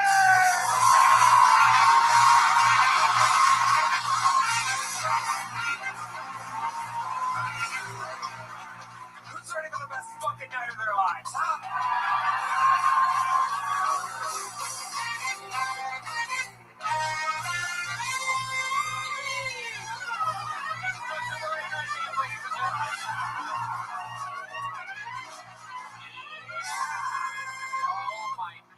How excited. How we fucking feeling tonight, huh? You're the #1 live podcast in the world, Kill Tony, brought to you by Shopify, Tacovas, and ZipRecruiter. Oh my god, it feels good in here. How about one more time for the best damn band in the land, everybody? Fernando Castillo, Raul Vallejo, Carlos Sosa, Michael Gonzalez, and Nachos Belgrande. The great Matt Mueling on the electric guitar, John Dees on the keys, and this, believe it or not, live in the flesh is Speed Madness, ladies and gentlemen. Oh my goodness, what an exciting episode we have for you tonight. Before we get started, here's a little bit more from the amazing sponsors that made it all possible. Look, I've worked with some big name CEOs, founders, Fortune 500 types, and you know what they all have in common? At some point, they Googled themselves and did not like what they found. Maybe it's a competitor narrative that's taken on a life of its own, or a bad quarter of your company that somehow became its whole identity, or a leadership story that the press decided to write for you without asking. That's where net reputation comes in. And no, this isn't about hiding anything. This is about making sure that when before your investors or your next big client search your name, they see the full picture, not just the one paragraph from 2021 that will not die about that time in a comedy club. Net reputation works with executives, corporations, and business leaders to build, protect, and manage how you show up online, because your reputation is the most valuable asset to you. More valuable than your LinkedIn profile. Definitely more valuable than that company headshot you've been meaning to update since 2017. Think of them as your digital PR team without the $800 an hour retainer and the assistant who never responds. If your business is serious, your online presence should be too. Visit netreputation.com, America's largest online reputation management company, because the only thing that should define your brand is you. You guys ready to start tonight's fucking show? Wow. Every single week I'm booking You've seen it before. Sometimes it's 3 guests, sometimes it's 2, and then every once in a while you're on a night where it's so magical that I have one guest that I love so much that our chemistry is so good where we roll with one. This is one of those nights. Ladies and gentlemen, I present to you not only one of my favorite humans in the world, a man that I consider a brotherly, fatherly fucking super friend, but a genius who, right now, his new special, Take a Banana for the Ride, is on Netflix, just came out, and you will see him on the roast of Kevin Hart on May 10th. Ladies and gentlemen, my mentor and one of my best friends, the great Roastmaster General, Jeffrey Ross. Yeah, baby.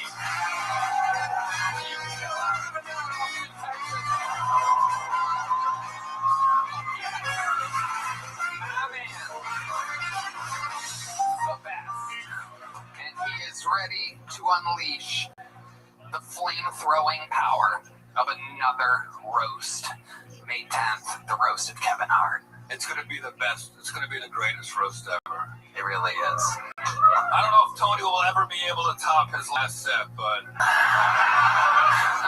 you are the Nikki Glazer of Austin. Thanks for having me, Tony. That is the harshest roast joke I've ever had told to me, by the way. That's exciting. I'm just going to take that one, absorb it. The best jokes, the most unattractive front row I've ever fucking ice truckers over here. Welcome. It is a wild-looking crowd. This guy looks like he plays the organ at a vape store. Look at this fucking guy.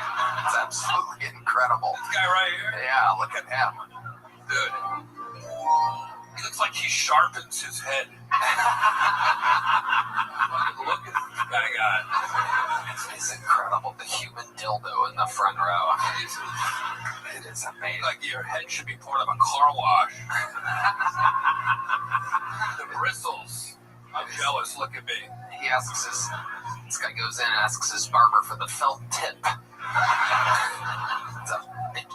Can I have an old paintbrush, please? That's nice. Your poor name is Used Paintbrush. We're going to have fun tonight, Jeff. You've done the show so many times. You were with us in the belly room when barely anybody knew about the show. He used to let me leave the writers' rooms early on Monday. The rest of the writers used to make fun of me, going, what is this stupid pod? You think you get to leave at 7 p.m. to do some stupid fucking thing? They would bust my balls about it. Great memory. Oh, yeah, you remember it when... Tony would have to leave to go to Kill Tony. Yeah. And they all thought I was just trying to flake out of work early on Mondays. And back then in the belly room, there were like 80 people in the room and then another 80 watching on YouTube. Yeah, exactly. So you know how it works. We've done it all the way from the belly room of the Comedy Store to Madison Square Garden. Over 200 human beings signed up. They are packed like sardines in a dilapidated bar next door. If I pull their name out of the bucket, they get 60 seconds uninterrupted. You know their time is up and you hear the sound of a kitten. That means they have to wrap it up then, or else they bring out the angry West Hollywood bear, which rudely interrupts them. And then I conduct an interview, and they get feedback and take questions from me and the Roastmaster General, Jeffrey Ross. Anything can happen. The whole thing is improvised. Are you guys ready to start tonight's fucking show or what? We're going to start with a bang, ladies and gentlemen. I have one of the best golden ticket winners of all time. Maybe the GOAT golden ticket winner. Here to get tonight's show started, the automatic machine. Ladies and gentlemen, this is the one and only Martin Phillips, everybody.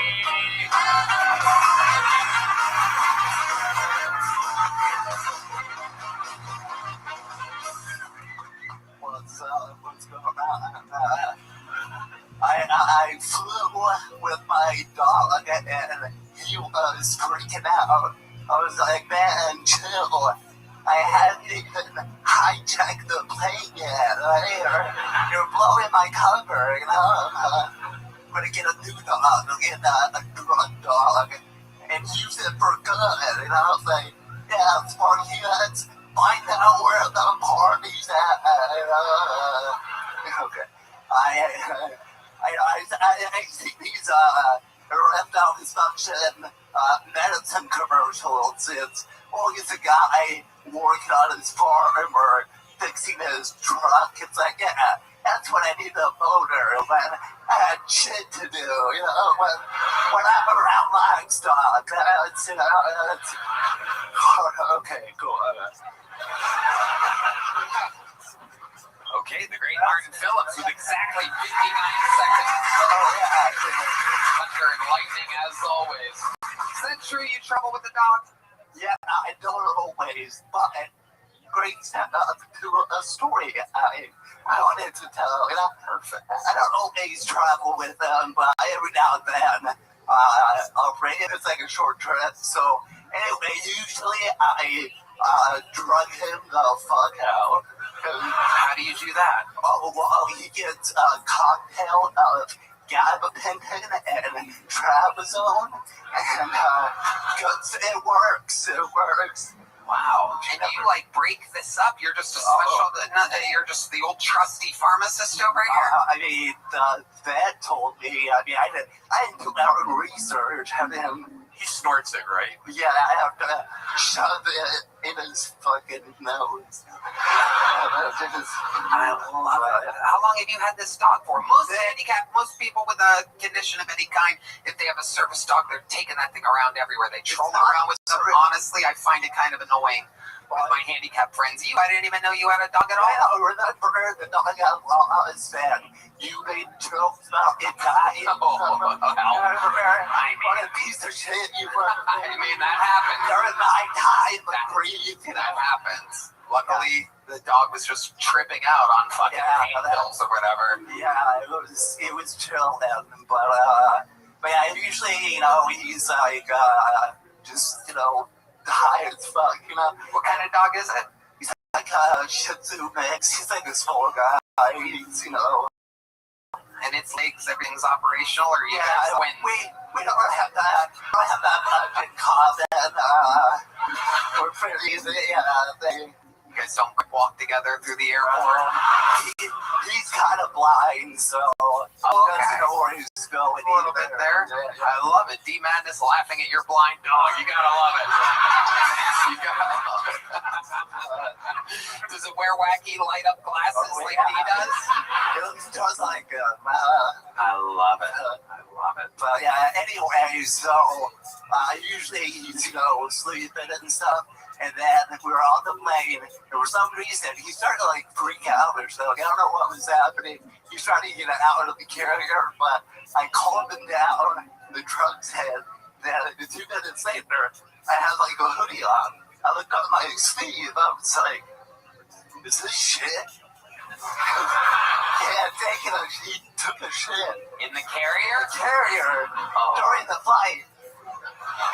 During the fight with you? The flight. Oh, okay. I thought you guys got into a fight, trying to keep him in the carrier. Yeah, because he was shitty. That's why we were fighting. And yeah, he did. Little terrorist. I know. And no one said anything, but I'm sure they're looking at me like, I think this guy shit himself. You didn't smell it at all? So if I leaned down, I could smell it. I definitely was like, uh-oh, but there's nothing we could do. What airline was this? Delta. Oh, okay. All right. Normally you can pick up a scent on Delta. Southwest, it always smells like dog shit. So. Yeah. So people thought it was a downgrade of the scent on Southwest, but Delta, that's interesting. yeah. Were you in business class or normal? I think I was just normal. We were in the back, so Oh, cool. shit goes down back there. That's right. Literally. Yeah. He lived out there with the Shih Tzu name. Yes, indeed. Really, So that's incredible. So you had it on your hoodie. Were you a little bit insecure after that? Was anybody sitting next to you? luckily, there was nobody next to it. Amazing. Calling out. That would have been great if it was like an Indian guy or something, and you're like, God, it's this guy over here. Did you turn it inside out? What? Good question. Shitmaster Brian Redman. The master of having poop on him, everybody. Our senior correspondent, Brian Redman, with the tough questions. I just roll out the sleeve. Roll it up. So Amazing. least know what that is. So. Amazing. Jeff, is this your first time seeing Martin? I've seen Martin before, never this close. Does your dog, maybe your dog thinks you're wet all the time? Oh, he doesn't want it. He's always like shaking, like the way dogs shake when they're wet. Always try. Anyway, how much money have we raised so far?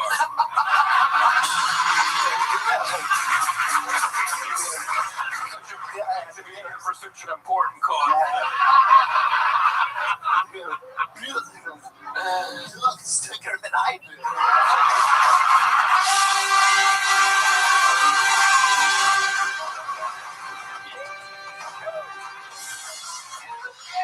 It's extra funny because I'm healthy. I just had my chemo port taken out a week ago. I got the scar right here. So Martin, I love that joke. I love you for that joke. Okay, sorry. Everyone is The healthiest I've ever been. Well, I think my Bruce Willis later also had dementia. So how's my hair? Is my hair okay?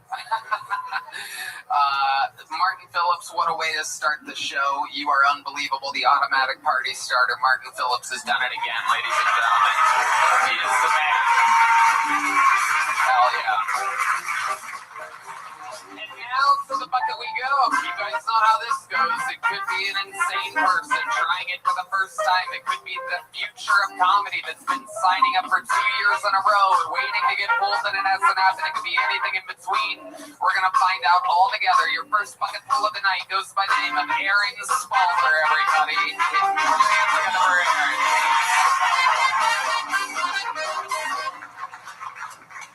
How you guys doing? Hell yeah.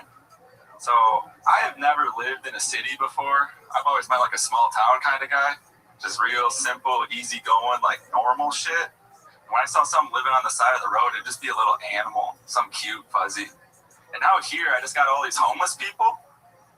When I first moved here, like, I felt bad for them. You give them $1, do what you can.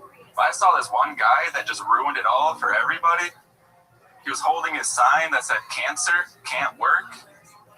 How are you going to use your zodiac sign as an excuse to being homeless? You're not out here because you were born in July, dude. That's insane. I'm working 3 jobs, struggling to feed myself, and you're just sitting, "Oh, I was born in July. Can you help me?" Like, no, fuck you, dude. But I try to look for the bright side in everything. I really do. And with having the homeless people here, I think I finally found it. It's like if you're out here on 6th Street and anybody starts like shooting and they start blasting, we got a lot of meat shields we can use. I'm grabbing the guy in the wheelchair. I'm charging straight at him. We're going to be the heroes of the day, man.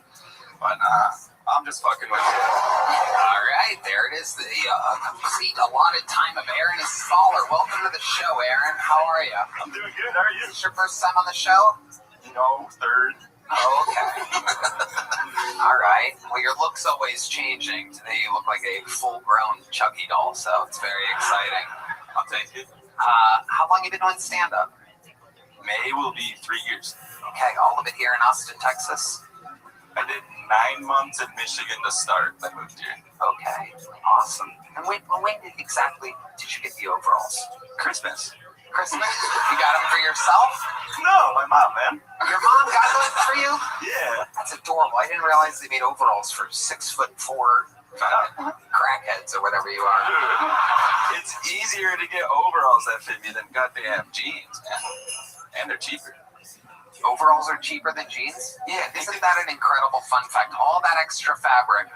Yeah. But I guess when nobody wants them, it kind of makes sense. It's kind of supply and demand or something like that. Cigarettes in hundreds when they cost the same. Yeah, dude, look how many It's a really great point. Our senior cigarette correspondent, Brian Risman, full of cigarette analogies. Aaron, what do you do for work? I do valet during the day. You do valet? Yeah, Mostly tractors. John Deere. Amazing. Aaron, how long have you been valeting for? A year and 3 or 4 months, I think. What's the craziest thing you've seen valeting? easiest thing. And you think, come on, there's got to be something wacky. I know you're trying to keep your job, but got in the car, there's something sitting on the passenger seat. Just a lot of shitty dog in a carrier, perhaps, or something like that. No, somebody has left their kid in the back seat, and I was like, oh shit, like baby. Like I started driving off, and How you see much him did you running for it. Not enough. I'm still working there. I noticed that you called it a baby. That means like it's like an extremely young child in a carrier. Less than 6 months. Yeah, like it's not. Yeah. Wow. How far did you make it until you realized there was a baby in the back? Halfway around the block. Oh my God. Was it a dad or a mom? Both. Oh my It's God. the family, man. Holy shit. Yeah, it was weird. Wow. And how did they react? Did you realize before leaving the car, or did someone call you? Oh, yeah. So no, every now and then somebody leaves the car, something in the car, and there's the bike lane. So you gotta like watch that mirror real heavy. Look in the mirror for the bike lane. I just see the parents like, oh shit. Oh, I'm like, what's going on? And then you hear the. I'm like, oh yeah. extra crazy because they had to hand you the keys or something, right? And you look like the last guy anyone would want to leave their little baby with.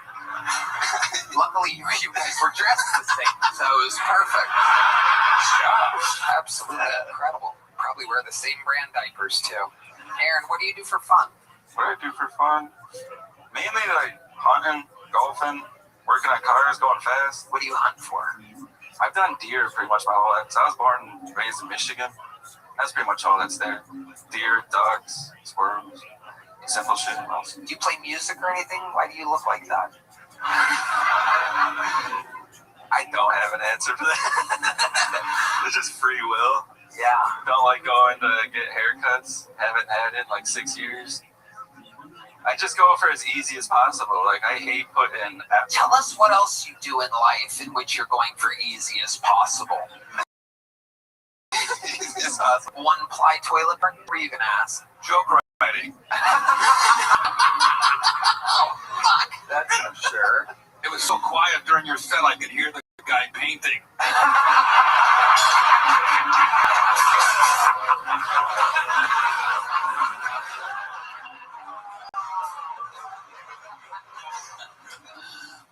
What other shortcuts in life do you take? You don't get haircuts? Come on, there must be more. How often do you do your laundry? Oh shit! Once every other week. Okay. Yeah. I just have like all like those pack T-shirts, so they all look the exact same. You don't have to try it all. Give us another example, though. I kind of gave you that one. Give us another example of a shortcut in life. You know what it is. See, some people, they get pulled out of the bucket during this interview part. They don't want to, they don't want to give us anything good to work with. They want to look cool so they can show perhaps future girlfriends their amazing appearance on Kill Tony. But you might as well get that out of the way. So, like, what is it? A shortcut? I don't wear boxers ever. Wow. So there's just nothing going on underneath there. So those are true overalls. Yeah, 6 years, yeah. Oh, my God. What'd you say? What did you say, 6 years? Yeah, I haven't had boxers in 6 years. Wow. There was 7. Haircut in how long? 6 years. What happened 6 years ago? What happened? You're cracking the case. Turns out this guy got raped by his barber 6 years ago. What happened 6 years ago? Fuck, it was the pandemic. I just gave up. Oh, okay. I mean, nothing like serious. I didn't get diddled or. I was living with my mom. Life was easy. I don't know. Living with your mom, just free balling. Yeah. Wow. She's like, here's some overalls, dude. Oh my God. Cover that shit up. Wow. That's incredible. What's your living situation like? 3 roommates. 3 roommates. How many bedrooms? 4. How many bathrooms? 4. Wow. Look at you. Oh, It's yeah. absolutely shocking. Yeah, we all got our own bathroom, own shower, own shitter. Wow. Yeah. But y'all share the same pair of Aaron, Tonight was my turn. It's my night out. Aaron Spaller, anything else absolutely crazy about your life we should know about before letting you go? I mean, I crashed a tree going 90 miles an hour. You crashed? You were driving a tree? Yeah, in a car into a tree, yeah. Wow. Okay. Can I take a guess that this was 6 years ago? No, it was, that would make sense, but no, that was 2016 or 17. Wow. And where this was in Michigan? Oh, yeah. And why were you going 90 miles an hour? Because I had this job where I was an auto shop, and I was their parts bitch, so I'd have to run around and pick stuff up. And I got too high, and I missed all my turns, and they were on the phone just screaming at me, like, you got 7 minutes, if you don't pick this up, you're fired, yada, yada. I was on a dirt road and just floored it. And then there was like a cross, and this lady pulled out, stopped, and then just stayed there. So I had to kill her in the tree. Right. You decided to kill the tree. Yeah, man. Amazing. Let me ask you this. Did you end up getting fired from that job immediately? No. Wow. So they were going to fire you for being late, but running into a tree saved you. Yeah. Amazing. Yeah. It seems like the story of your life, fair and smaller. It's something. There you go.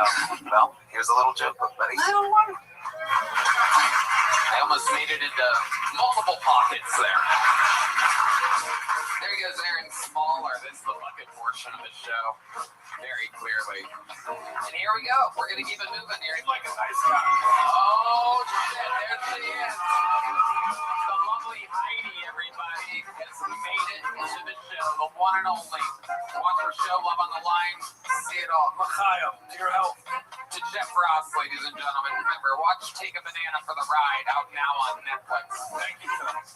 Thank you for coming to opening night and everything. It was awesome. That was so cool. So cool. I found a cool picture of us backstage. Yeah, that's the best. You guys have to watch it. It's a heartfelt and hilarious one-man show. By the way, I tried it out in this room like 3 years ago. Oh, yeah. I did some run-throughs a couple years ago, and some people earlier told me they were here. So Oh, yeah. it's kind of a full circle moment, but I love it. I love it. We're all doing it. Hello there. This podcast is sponsored by Prize Picks. Playoff push is heating up, and tournament hoops are here. Every bucket, every dime, and every win means more when you're playing on Prize Picks. And with their brand new Team Picks markets, you can now pick game winners, spreads, and totals. So cash in if you were right during all the clutch buckets, slam dunks, and Cinderellas this spring with Team Picks on Prize Picks. Tony, I love Prize Picks. I always loved making player picks on Prize Picks. And now, with Team Picks, there's so many more opportunities to cash in if you make the right picks. I even won my first pick. Ooh, wow. Pick the winner straight up on Prize Picks. Back your takes with real money. Prize Picks has Team Picks here. In my state, I downloaded the app and I've been picking winners, spreads, and totals ever since. Whether it's battles for playoff seeding or tournament hoops, you can make all your picks right in the same Prize Picks app. Team Picks are available now in 35 states, including California, Texas, Georgia, Washington, and more. It makes it super easy to pick game winners, spreads, and totals all on Prize Picks. Download the Prize Picks app today. Pick your first game winner, spread, or total as the playoff push rolls on. You can get $50 in daily fantasy lineups when you play your first $5 lineup. There's no doubt about it. When you use code TONY, that's the code. It's Tony to get $50 in daily fantasy lineups when you play your first $5 lineup. Howdy, Cal folk. This podcast is sponsored by Talkspace. Talkspace is the #1 rated online therapy, bringing you professional support from licensed therapists and psychiatrists that you can access anytime, anywhere. It's easy to get started. You can easily sign up online and get paired with a licensed provider. Typically within 48 hours, you can take your appointments from the comfort and privacy of your own home, and you can even talk it up between sessions by sending text messages to your therapist. Unlike other telehealth companies, psychiatry is available through Talkspace, so you can get the medication you need to supplement your talk therapy if needed. Talkspace makes getting the help you need easy, accessible, and affordable. Plus, most insured members have a $0 copay. I'm going to let my man Red Band tell you why he loves Talkspace. Tony, I fancy me some Talkspace. They're providing some of the best mental health treatment out there, and therapy has led, for me, to some real moments of transformation. I've really noticed it ever since you started using them. It's been amazing. And as a listener of this podcast, you'll get $80 off your first month with Talkspace. When you go to Talkspace.com/Tony and enter promo code SPACE80. That's SPACE80 to match with a licensed therapist today. Go to Talkspace.com/Tony and enter promo code SPACE80 right now. Do it. Support the show. Ladies and gentlemen, your next bucket pool goes by the name of Vanessa Scadudo, everybody.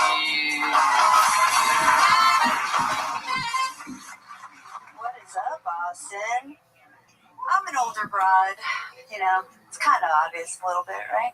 And every day, though, I'm reminded of it. The other day, I was driving down the road and I saw a car swerving. It's broad daylight. And I'm like, what the fuck is going on? All of a sudden, I see the passenger. I can't bend over too far, sorry. Pop up and do this number. And I was like, oh, fucking roadhead, dude. I used to do that, you know, before I went to therapy and realized my dad does love me. He just doesn't know how to show it. What else?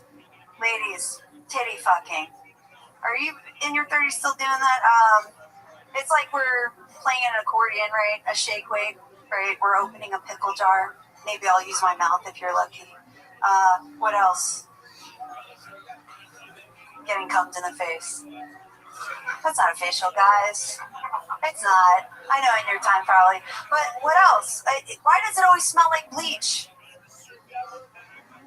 I'm waiting. Nobody's been able to dispel that mystery.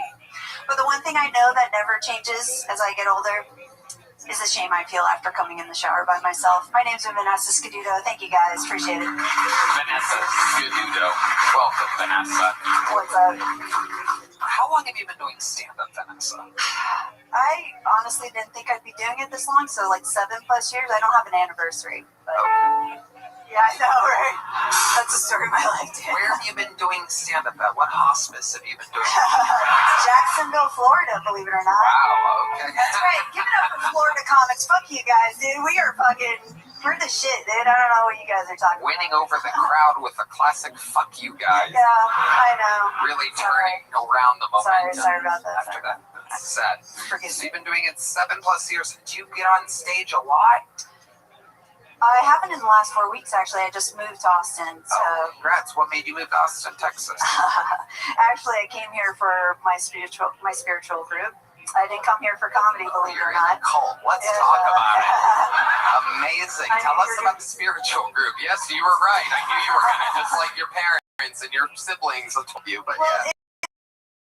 it's really just a community. It's not having to know. Oh, wait. It sounds like they are weeks away suicide, lady. It's just a community, everybody. It's just spiritual. Don't worry, We just yeah. all wear the same outfits. At least there's a record of this, right? If something happens. No, I mean, it's literally, you guys may have even heard my mentor, her name's Sarah Reed. She's been on the Night Owl podcast. Okay, a lot of name drops. It's a lot of- Can you explain to us what it is? It's basically just a community of different practitioners of different things. We just support each other and we develop our intuition. What type of practicing do you do? What's your specialty? I can do a lot of things. I can do medium work. I can do, This sounds exciting. What type of... I can do healing. You also do medium comedy. Yeah. You ain't wrong, sir. You ain't wrong.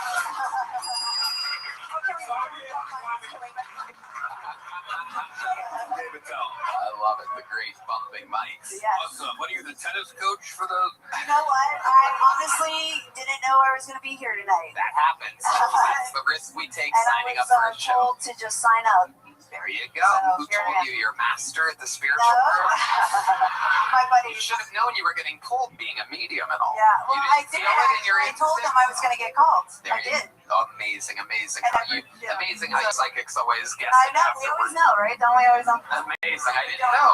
I mean, I totally knew, but I didn't know. Oh, shit. That's a first. It's called karma, Tony. It's called Cigarette just karma. slithered out of my hand into a bucket of paper. I'm It's done sick making karma. fun of you. You are an angel. I'm joining the spiritual group. Appreciate that. I appreciate that. Holy shit. This show is on fire. I just want to tell you guys, every one of you guys have abilities. That's it. That I'm going to put that out there. All of you guys do. Okay, so what kind of let's flex this medium work right now. Because we never get to do This anything is like not that. how it's done, but okay, I'll try. Well, it's true. Real master improviser you No, are. I'm not.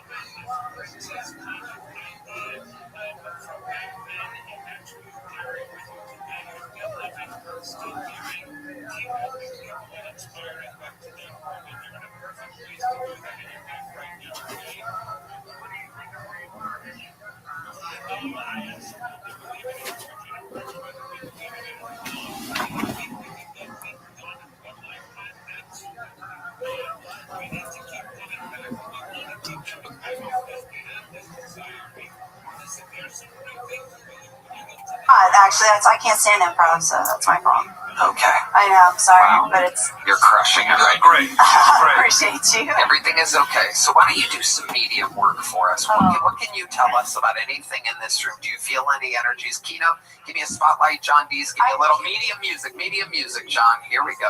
I will tell you, there is something in the alley. And I think some of your doormen have seen something movement in the back. Okay. Ask them. Okay, hold on. No sound effects during this. Ask them. I would I have mean, ask him if he's seen movement in the alley. the doormen have probably seen movement, like shadows and shit, in the back alley area. You felt a presence in the alleyway. Well, it's not necessarily a presence. It could just be residue, like energy. Absolutely, there's a lot of energies in the alleyway. Let's talk about I inside think this it's the room. past. Kino, stay with me again. John Dees, give me fucking medium music. Okay. What the fuck is going on here? Dees, are you awake? Did you put my keyboard player to sleep with your powers? My super stoned fucking keyboard player? You made him fall asleep? That's incredible. I'm sorry if I'm flashing my twat at any of you guys. I did not. Apology accepted. All right, here we go. Medium work with Vanessa Skaduda. Oh, God. Tell us something. You feel anything from the energies out here in the audience? I know they look very unhappy right now. It looks like No, I don't really sense anything. Okay, great. Well, Yeah. amazing. Can you explain to us something that you've done before, medium-wise, in which it was a breakthrough, in which everyone was like, "Wow, you're so powerful." I mean, I have a daughter. Oh my God. I mean, pushing a child out of your coochie is pretty powerful. How about the medium stuff? I mean, I saw her before she was born. I knew what she was going to look like. I don't know what else to tell you. Does she have brown hair, bro? No. No. You saw a blonde child. No, she does not. He came out looking like Jeffrey Ross. Right, exactly. Her nose was a little more smushed, but yes, her nose was a little more smushed when she came out. But Okay. Why was her nose smushed? From your vagina? oh yeah, well, I guess I had a tight womb, so Whoa. you're trying to push. See, now that is something I wouldn't have guessed. I would have guessed that medium is an extra large. Well, I had her at a very young age. Oh, okay. So my daughter's in her 20s now. Okay, cool. Yeah. All right. Other than mediuming for the spiritual group, is there anything else before I let you go, Vanessa? For the spiritual Do you group? have any special powers or anything? Well, yeah, a lot of them we can do healings and stuff. You guys. Liar! Wow, that's amazing. Thank you, Rabbi. What have you healed before exactly? Oh, like if somebody I know, this is... Dude, I knew I shouldn't have brought this shit up. No, it's good. Vanessa, this is so entertaining. The last guy's a ballet guy that wanted to look cool and gave us nothing to work with. You're killing the interview part. Yeah, I'm sorry. You can heal almost anything, so it depends. Sometimes you can see, well, I would have to go into a lesson. Like, we have auras and shit. You can see when people's auras are broken. You can clear them for them, and you can remove certain energies. I mean, yeah. I don't know. I mean, Okay. yeah. But is there anything you can cite, something that you've done? Like, have you ever, is there ever, a person? Yeah, my friend Scarlett, I helped heal her. She's an artist here, too, in Austin, if you guys want to check Her, spirit was broke? You just keep No, name she had a pain on her back, and I removed the pain from her back. Oh, my God. So you can do that. I mean, but you guys can do it for yourselves, too. Wow, I love that. You all are mediums that have the power to heal. You do. You're divine beings. Remember that. Don't let this shit fucking tell you different. I love it. Absolutely. Vanessa. Love you, Tony. I love you. You're nutty as hell. I love it. There she goes. Vanessa Scaduto. Very cool. Vanessa, you're a divine being. Yes. You're divine. Thank you. Thank you, Vanessa. We love all different shapes and sizes. And She was vulnerable. yeah. If she was, yeah. Like I said, I love it. That's why I say it, so that the people watching the show that want to sign up at some point are good during the interview part. All right. Your next bucket pool goes by the name of Michael Hines, everybody. Put your hands together for Michael.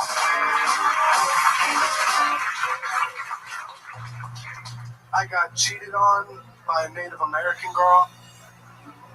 She was a Navajo. I've been getting a lot of Andrew Tate alpha male content in my feed lately, so the algorithm hasn't figured me out. Just because I hate liberal doesn't mean I like conservative ones. And it's because they'll make one video making fun of some dork's pronouns, but then the next one they call themselves an Omega Sigma alpha male. And those are just pronouns for frat dudes, which is fucking gay. AI scammers and Indian scammers have both been evolving at a breakneck pace to compete. It's a real space race to see who can act human first. And it's impressive the Indians are keeping up with the digital war because they're fighting a physical war with Pakistan, World War II. Are you familiar? Let's hope it doesn't go pucular, you know?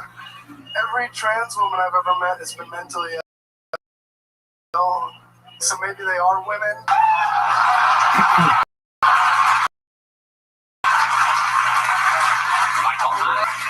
Michael Hines, strong dismount. Yes, sir. I love it. You've been on this show before. I remember you, Mike. Always funny. Yes, sir. Thank you What have very we much. talked about in your other interviews? Last time we talked about me sleeping with a torta at the Dinar Bar. Oh, that's right.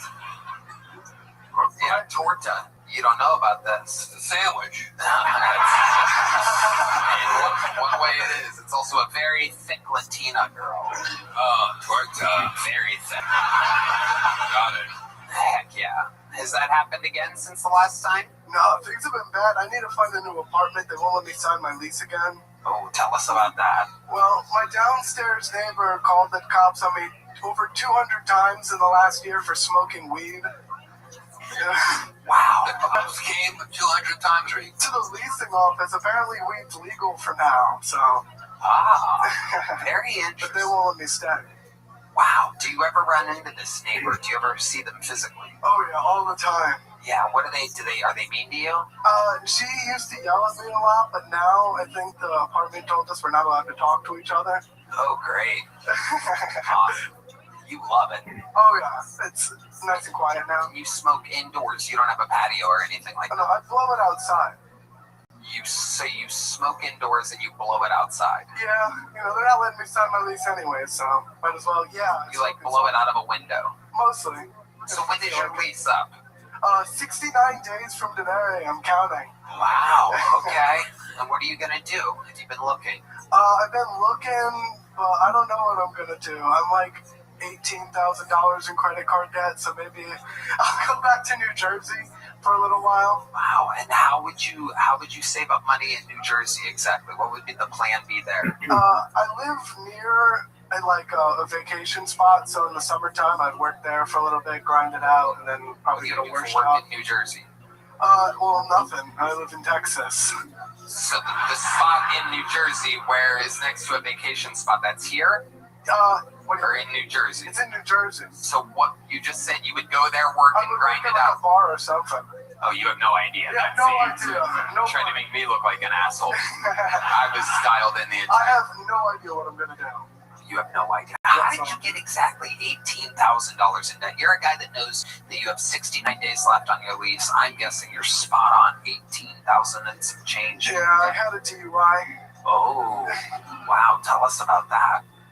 It was when I first came out of the Marine Corps, like 3 years ago. But since the pandemic, they didn't do my trial for like 2 years. And then while I was living here doing comedy, I got hit with like $12,000 in bills. And now there's interest in bullshit. So it's been like another 2 years since then. $12,000. Where was the DUI at? In Jersey? Yeah, in New Jersey. What part of New Jersey exactly? Jeffrey Ross is our senior New Jersey correspondent here. Long Beach Island. Oh man, you're going to jail. Yeah. Jersey. That's Jersey Shore, Jersey. Oh, yeah. Yeah. I knew the cops that arrested me, so I thought I was going to get away with it. How'd you know? I used to be an MMA instructor, and they were students in the class. I did a couple things in this interview that's boggling my mind. Is the fact that you were both a Marine and an MMA I instructor. used to be in good shape. I've gained 35 pounds since I started doing comedy. Oh, yeah, shout out. Wow. Amazing. Tell us how you gained the weight exactly. Mostly eating at night, and this is a sad thing to do, man. When you're not on the other side of the microphone, this is a sad place to be a lot of the time. I don't know if you see, but Red Band's also on the other side of it. He's also put on 35 pounds in the last 3 months. It seems like all your problems actually stem from smoking weed, by the way. It was an alcohol DUI. No, I mean from the weight in your neighbors, your apartment. Yeah, that's probably true. How much did you drink the night of your DUI? Did you hit something or just... No, they just pulled me over because it was 11 o'clock on a Saturday in the summertime in Long Beach Island, and it's a beach town. Remind me again, how did the cop know you again? I was an MMA instructor in the class. Did you talk him? Well, I mostly taught the kids, but I helped out during the adult classes. And I used to joke you could never arrest me if you wanted to because I could beat him up, and turns out he could arrest me. Wow. He got me. Did you say anything to him when it was going down? Yeah, I tried to do my best. They put their knee on my neck, but you didn't see me complaining. But they were scumbags because once they were trying to book me as fast as they can because they said we got to get out there and get more people. They were fucking pieces of shit. Well, no, you could have killed somebody. Well, it was just below the legal limit, or just above rather. It was right there, so we kind of should be allowed. Right. I see. It's an arbitrary number. That's close to it. But you were smoking weed that night as well. No, I waited till I got home. I didn't want to get in more trouble. Right. You waited till you got home so you could blow it in the neighbor's vent. That is true, yeah. All right, Michael Hines. Anything else crazy we should know about before I get you out of here? No, not really. Okay, perfect. Hell yeah. This Come on, shows what people dedicate of their lives to be comedians. This fucking guy was an in shape MMA instructor. Probably got tons of it, chicks and had a great life, but you're like, I have to express myself on stage. Yeah, I know. Come on, at least give me a big joke book. I did well. Did you get one last time? Yeah, but I wrote in it. I write all the time. You filled it up? Yeah, did you hear how much I write? All right, jeez. Here you go. This guy's gonna sell it. Find that joke book on eBay in a couple weeks. This guy's 18 grand in debt. Handmade joke books by the great Bonsai, available at killmerch.com. Hello! Oh! This podcast is sponsored by IndaCloud. You know when some comedians bomb so hard the whole room goes silent? Getting a little buzz might be the only thing that makes that experience funny, and I'm not talking about beer or wine. And if you're settling in to watch the best live podcast on the planet, IndaCloud makes it even better. IndaCloud is a fully legal online cannabis dispensary for gummies, exotic flower, premium pre-rolls, and zero sugar THC sodas. Johnny, I love IndaCloud. It's the best online dispensary I've used. Everything is federally legal, hemp, THC, lab tested, and shipped discreetly to your door. And with 420 around the corner, new customers can get 40% off all month long with IndaCloud's biggest sale of the year. I think he's using IndaCloud right now. If you're 21 or older, go to indacloud.co. That's .co, not .com. Use code Tony for 3% off your first order. That's indacloud.co. Code Tony for 40% off all month long. Shipped discreetly to your door plus free shipping on orders over $50 and $30 and free gifts on qualifying orders. And don't forget to fill out the quick survey when you order to support the show. Please enjoy responsibly. And big thanks to IndaCloud for supporting your 420 coded comedy nights. Please enjoy responsibly. All right, another bucket pool. Put your hands together for Katie Carter, everybody. Katie Carter. I got groomed when I was in high school. Groomed, not molested, because I've never been much of a closer. So I told a comic this recently. He was like, oh, was the guy like a real pedophile, or did you just like develop early? Yeah, that's like saying, was the guy a real pedophile, or were you like a really sexy kid? And I was, so you guys get it. I read a statistic that 20% of pedophiles have erectile dysfunction, which is crazy to imagine being a pedophile and working so hard all day to get a kid to come into your van, and then you finally do, and you have to be like, oh my God, I'm so sorry, this never happens to me.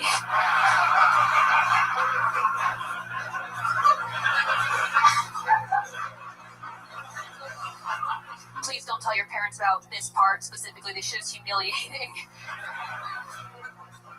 And the kid has to console you. He's like, no, this is probably just because you had like too much of the Eucharist or whatever. So, Fuck yeah, right on the money. Exactly a minute from Katie Carter. Welcome to the show, Katie. How long you been on stand-up? 2 years. Where at? Denver. Nice. You still live there? Nope, just moved here. Sweet. How long ago? Like 3 months. Awesome. Absolutely incredible. Do you have like a day job or something? It's like dumb chick shit. Just Nice. not OnlyFans. I have like a marketing job, but it's boring. It's comedy is the real goal. Okay. Yeah. Very cool. And you get on stage a lot around Austin? There's a lot. Yeah, I'm trying to get like 6 and 7 nights a week. Cool. Yeah. Amazing. What do you do like for hobbies and stuff?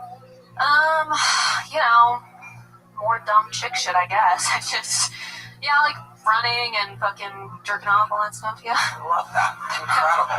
Redman, I thought you'd like that. Yeah. Give you some material for later. You're definitely doing the secret show on Thursday, so congratulations. Let me be the first to tell you. I'll still let him do it at the end and everything. It'll be great. You'll be real surprised. That's why I did the show. I mean, it's just incredible. Jeff Ross, are we gonna? I like that all your jokes were like connected, like you weren't doing random shit. You came up here with an act. Thanks. Hey, Yeah. bars low. No doubt. Appreciate it. Stayed on topic, stayed in the pocket. Incredible. Katie, what else is going on in life? Just moved here. It's cool. You guys have you have a pretty crazy homeless situation here. It's a lot different than Denver. It's cool. Yeah, it is a little, again, it's very concentrated, like here. Yeah. Well, it's different. Like in Denver, if someone like asks you like to get them something from a gas station, you're like legally required by Joe Biden to do it, you know? But here, you can just say no and fucking shoot them, so it's awesome. It is very awesome. We take full advantage of that. Tony's like, there's only homeless people right here in this neighborhood, not in my 18th floor penthouse. Yeah, there's no, it's like, it's only in certain places. I do. Not in my hot tub. Although there probably has been homeless people, yeah. Hey, we have some wild nights here in Austin, no doubt about it. Maggie has to wash off every once in a while. The lovely Maggie, available at 5th and the alleyway between Oasis and Rio Grande. No, it kind of is though. I mean that. Like there's like a 4 or 5 block street. Yeah, and they know, you know, it's like the tourists. It's kind of like Hollywood and Highland in LA or all of New York City. You know what I mean? This is the worst plug for the mothership. Well, it is true. There was a psychotic liberal mayor, I guess, like 6 years ago that built a homeless shelter right here on 6th Street, 7th Street, and wherever the creek and the cave is. So, like, kind of in the middle of all the comedy clubs, there's just homeless people. And then there's homeless comedians. And there's comedians that have 4 bedrooms and whatever. What's your living situation? You live by yourself? You just under an underpass on, I don't know, I'm kidding. No, yeah, I live alone. It's super cool. I think I'm not doing H here soon, so we'll see. Doing what? Heroin? Oh, nice. Very good. You have like a normal girl setup. You have like that fluffy white plain comforter and like... You know, yeah. Yep. Redman's gonna think about it later. Oh yeah, he's thinking about it right now. Oh, he's got something to say. Look at this. What kind of posters or comedians do you have on your wall? Posters. Yeah, they have posters. You can tell this guy fantasizes about a lot of 12-year-olds over here. Art. Yeah, My Little Pony. Yeah. Do you have any art? Do I have any art? Yeah, do you have art hanging on your walls? You know, honestly, right now, no. It's kind of sociopathic, but so sorry. I can put up some Hello Kitty posters if you want, if that would help you finish or whatever. You just have like one of those like stand-up mirrors that you got off Amazon. Yeah. It's the one from Target that makes you have body dysmorphia. Keeps me going. Yeah. Absolutely incredible. Jeffrey Ross. Tony has like Tom Brady quotes hanging up in his house. I love that you think that Theodore Roosevelt quote is a Tom Brady quote. Because I get it, the man in the arena, but I wanted to make it funny. It's inspiring. It's very inspiring. Every few months, Tony sends me the great Theodore Roosevelt poem, The Man in the Arena. It is true. It is true. It's inspiring. It really is. You ever had Tachi? Oh my God. Redman, you're not allowed to, every time there's a pretty, you're allowed to ask them disgusting questions like that. It's wrong and it doesn't represent what the show is. Do you have a Tachi? Wait, what is that? No, it's not that. It's a television brand. Anyway, Katie Carter. Wait, tell me on the secret show later. What kind of car do you have? What kind of car do I drive? What kind of car do you think I drive? Kia. Okay, you think I'm a pussy? That's fair. No, I drive a Hyundai Elantra. That was the next guess. That's Yeah. basically slightly better than a Kia. Think I'm poor, Tony? I mean, probably. Yeah. Very likely. Timmy No Brakes jacket, They by the actually way. call me Timmy No Tits is my nickname around here. Hell yeah. Oh, that's unfortunate. Katie, you are a true comedian. I see nothing but wild success in your future. Redman? I guess. Pretend like you're thinking about it. Here's the I'm big going on the secret show. You did it.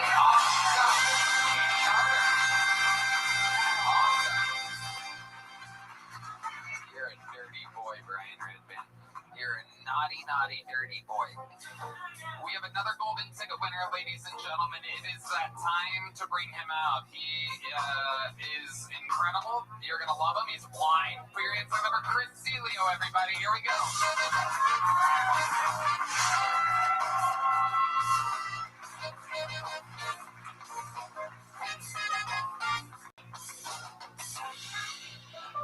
Shit, is she even hot?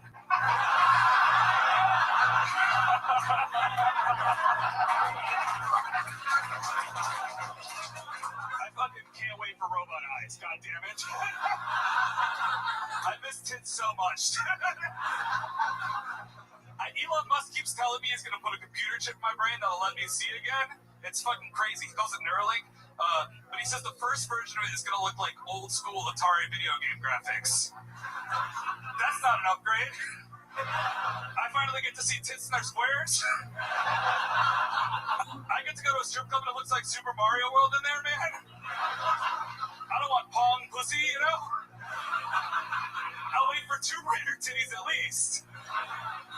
Dude, people are so mad at Elon that they were breaking and vandalizing Teslas. That's so fucked up. Because the coolest part about a Tesla is that one day I'll be able to buy one and drive it home. It'll be the happiest day of my life. Somebody will immediately spray paint Nazi piece of shit on it. That's fucked up. I'm not even gonna know. I'm just gonna drive around for 2 weeks like the happiest Nazi in the world. Like, this violent skinhead piece of shit. Blaring Kanye West out my speakers like I didn't even know there was a problem, dude. Fuck yeah. Golden ticket winner, Chris Delio has done it again. Another brand new minute. Amazing stuff, Chris. I notice an amazing quality of yours is you always have a great opening line that feels organic, and then you ride your own wave of momentum that you build. Is she even hot with Heidi? I hope this is real, is what you said, your first appearance on the show, and immediately I fell in love with you, because obviously you could be anywhere, and it could be a bunch of people pranking you. But it's just so darn funny. For a guy that's blind, you hit it right on the nose every time. It is incredible, Chris. How's life going? It's going fucking good, man. Just did fucking mushrooms at South by Southwest and listen to bands. Wow, what were the visuals like? God, I wish, dude. Give me one color. I would love anything right now, dude. It's as black as D. Yeah. Incredible. Amazing. So what was the band? When you took mushrooms and you saw or heard what? I do say I saw a thing all the time. We just popped around random spots. Like, I didn't even know. I was just like, this is the best band I've ever seen, dude. Yeah. Don't know their name at all. Amazing. That was at a festival, would you say? South by Southwest, just like random bars around town. It was cool. Very cool. Very cool. A lady just was dancing with me and just was like, here, I'll put you in a better spot. And then just put me right next to a speaker. And almost killed me. I was like, holy shit, you're gonna ruin my life. Amazing. I can't handle that. Amazing, Chris. Tell us more about what it's like being blind in this crazy world that we're living in.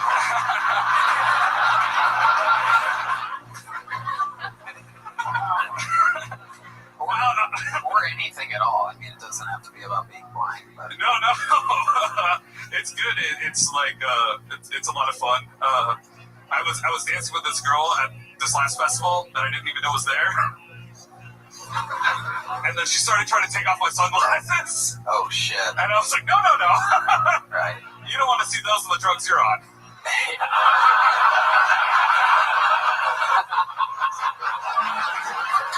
These are bad vibes, you know?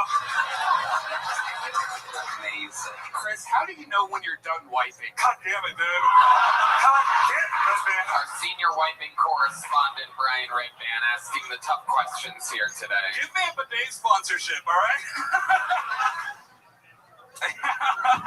It is a tough question, but... Are me and D Madness going to do a ladders match at WrestleMania? That would be absolutely incredible. That would be incredible. Chris, do you ever go on dates or anything like that? No, I don't like, it's hard. It's hard meeting girls. Like, the apps are just like, picture.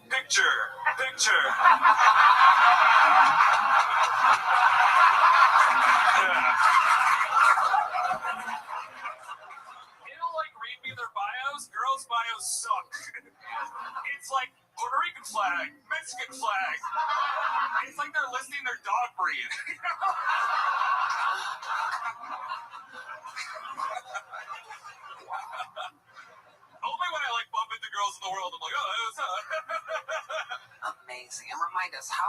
been blind? It's been like 10 years now. Yeah. And you had like easily detachable retinas. Super easily detachable retinas. And it kind of happened before, and then it went all the way off. Yeah. I had like one eye that like they had to remove because I just had like 4 retinal detachments and like a ton of like super painful surgeries. But you did see for a while. 18, so I was 18. Wow. So even when you take drugs now, like you did at the festival, say, you really don't see any? Yeah, I don't get any visuals. I think my imagination is shit. Now gone. What? What the fuck was that, dude? I don't know what that was. No, it's not ripping. That wasn't ripping. That was a John D's. It's over there. So there's no visuals, but you only have your memory before 18. Yeah, like I can still see in my dreams, you know? That's interesting. Yeah, but it's all shit I saw before I went blind. Right. So it's like every night my dreams are the world's shittiest 90s sitcom. Like Blind Meets World. Or like Fresh Prince of Blindness. That was weird. I'm black. Can you take us through? Can you, for example, just like take us through like the most recent dream? Doesn't have to necessarily be funny, but the 90s sitcom. What is like the most recent dream that you remember? I'll have like stand-up dreams about like, you know, doing comedy, and every time it'll just be like me doing comedy, and then I think back when I wake up and I'm like, that was my lunchroom. You know? Whoa, you hear that? It really is a 90s sitcom. It didn't work as good as I thought it would. Yeah, I'll just be like running away from like monsters, and it's just like a hallway that I knew from fucking 10 years ago. Damn, that's incredible, Chris.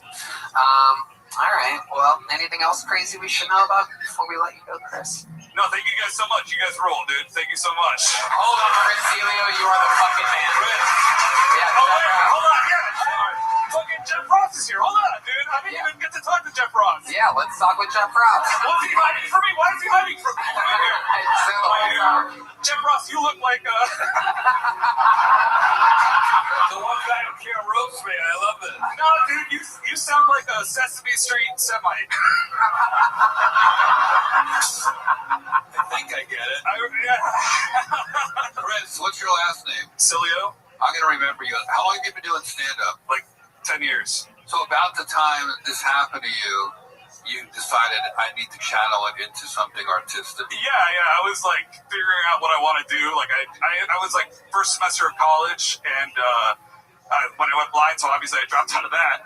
And then I was like, what can I do? And I was just listening to all you guys on podcasts, and I was like, I had always wanted to be a stand-up, and I was like, this seems like something I could do with minimal effort. You know, like just me and a microphone seems like a perfect amount of work for me.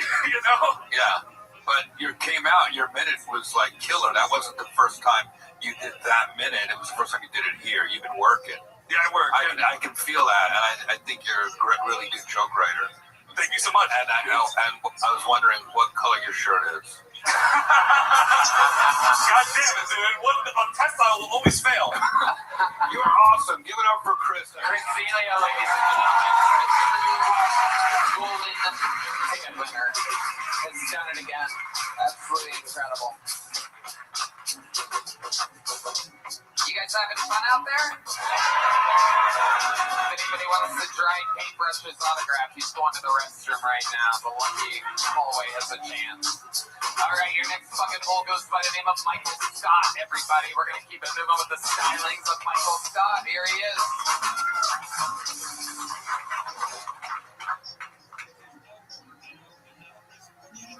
I got a Roomba recently. He's black. He cleans my house. It's a sweet deal. What is the black base model for every object that's supposed to improve our lives? Why is it always black? I gave mine a pair of white gloves and a bow tie. I push clean on him, and he goes up and down the halls.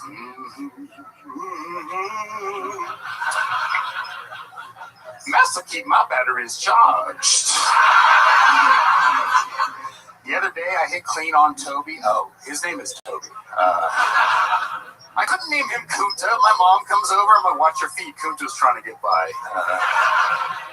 So the other day I hit clean on Toby. He goes towards the end of the hall and he's cleaning and he starts beeping and goes back to recharge his batteries. And I nearly spilled my sweet tea. I get up and I go, the hell you will! Nobody said you could take a break. So I got up and I watched him clean my house until he died. And when he died, I bought a new one at an auction for 3/5 the price of one of those. Wow, Michael, stop pushing it to the limit of time. It's an incredibly racist set that only you can do.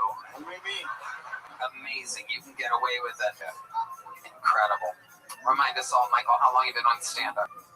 9 years, 4 months. 9 years and 4 months. Amazing. And most of that here in Austin.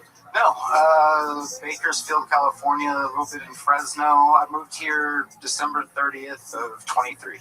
Okay. Awesome. What do you do for a day job?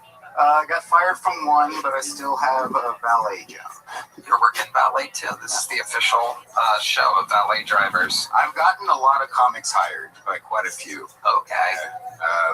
You called Aaron McPherson earlier. He didn't get up here in time.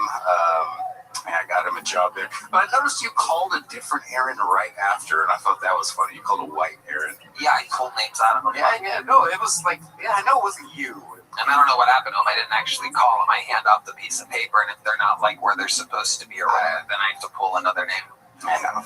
It's not like rocket science or anything crazy. I know there's a lot of conspiracies about this bucket, but it's fair. Pieces of paper. Oh, there's D Madness, everybody. Your Roomba just came back.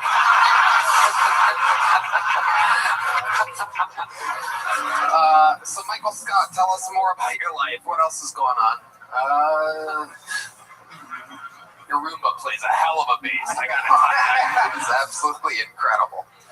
Did somebody tell him I was black backstage, and then he came, I gotta make it back for this one. Yeah, I don't know. What's going on in life, Mike? In life, You have a girlfriend? No. When's the last time you went on a date? Let's say 3 months, maybe.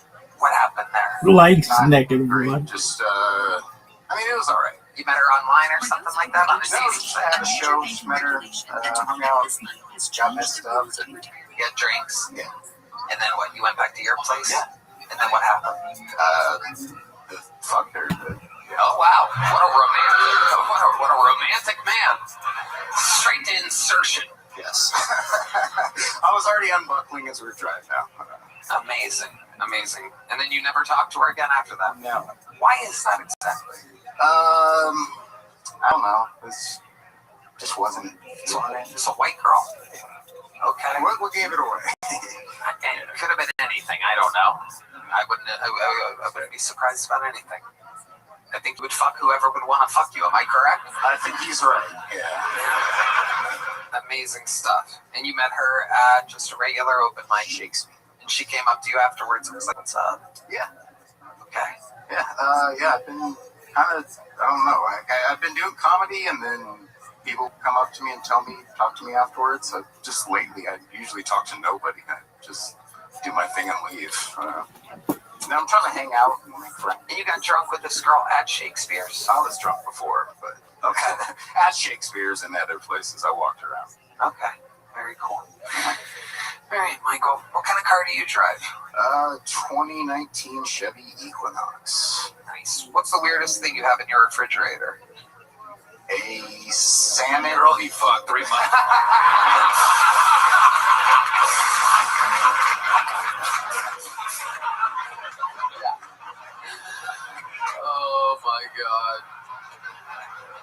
Oh my god.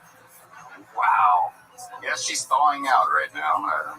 Michael, let me ask you a question that I asked another valet driver earlier. What's the weirdest thing that you've seen inside of a car that you were valeting at the time?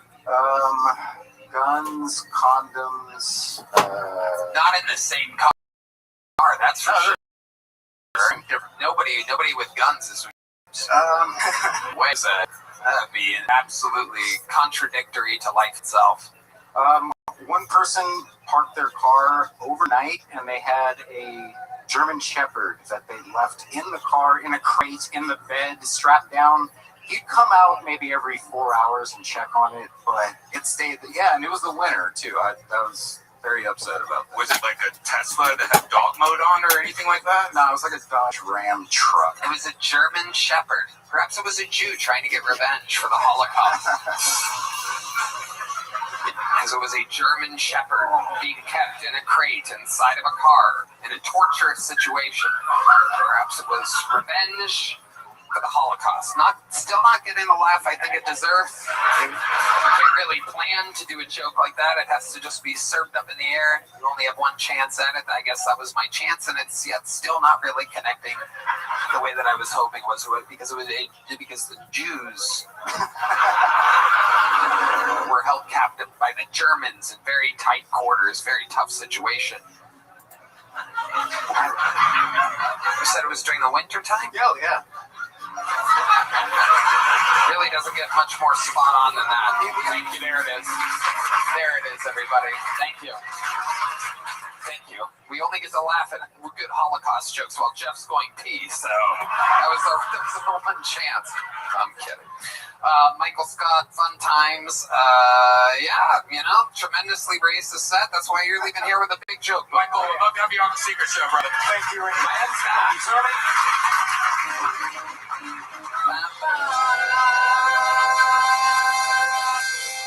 There he goes, Michael Scott. We're having a good old time here today. There he is. I knew it. We're right on time. I didn't want you to miss this guy. Ladies and gentlemen, your next set, your next bucket pool goes by the name of Eric Biggs, everybody. We're going to watch them all together. What's going on, Austin? I think too many people in this town, especially men, go to counseling. I don't like it. I'm Midwestern. I'm very Midwestern. I'm so Midwestern, I don't believe in counseling. I believe in binge drinking. All right? You shouldn't be talking to strangers. You should be having a problem in a garage with your friends. So, because I love scamming white people, I'm always down for that. I do think I'm going to start the Midwestern Counseling Service. That's how I'm going to go and reinvent counseling. What it's going to be is you're going to come over to my garage, hang out with me, drink my beer, work on my car. It's a Pontiac. You can't be sad working on a Pontiac. That's illegal, all right, guys? That's what freedom is all about. And then we're just going to talk and get drunk all night long, have a good time. And maybe as the night goes, you'll start to open up, tell me about the woes of your life. And then you'll look me in the eyes and be like, yeah, it got hard when Dad died. I'll look you dead in the eyes, I'll turn up the radio and say, shut up, pussy. We'll move on. All right, I've been Eric Biggs. Okay. Is it okay if I go to the bathroom? That's fair. It's fair. Eric Biggs. I see why Jay didn't let you talk in all those movies. Yeah. It was a pro. I kept trying. He said no. Wow, Eric, how long have you been attempting stand-up comedy? 6 years of attempting, Tony. God damn, 6 years. What happened here? That's just a new minute, a tough minute?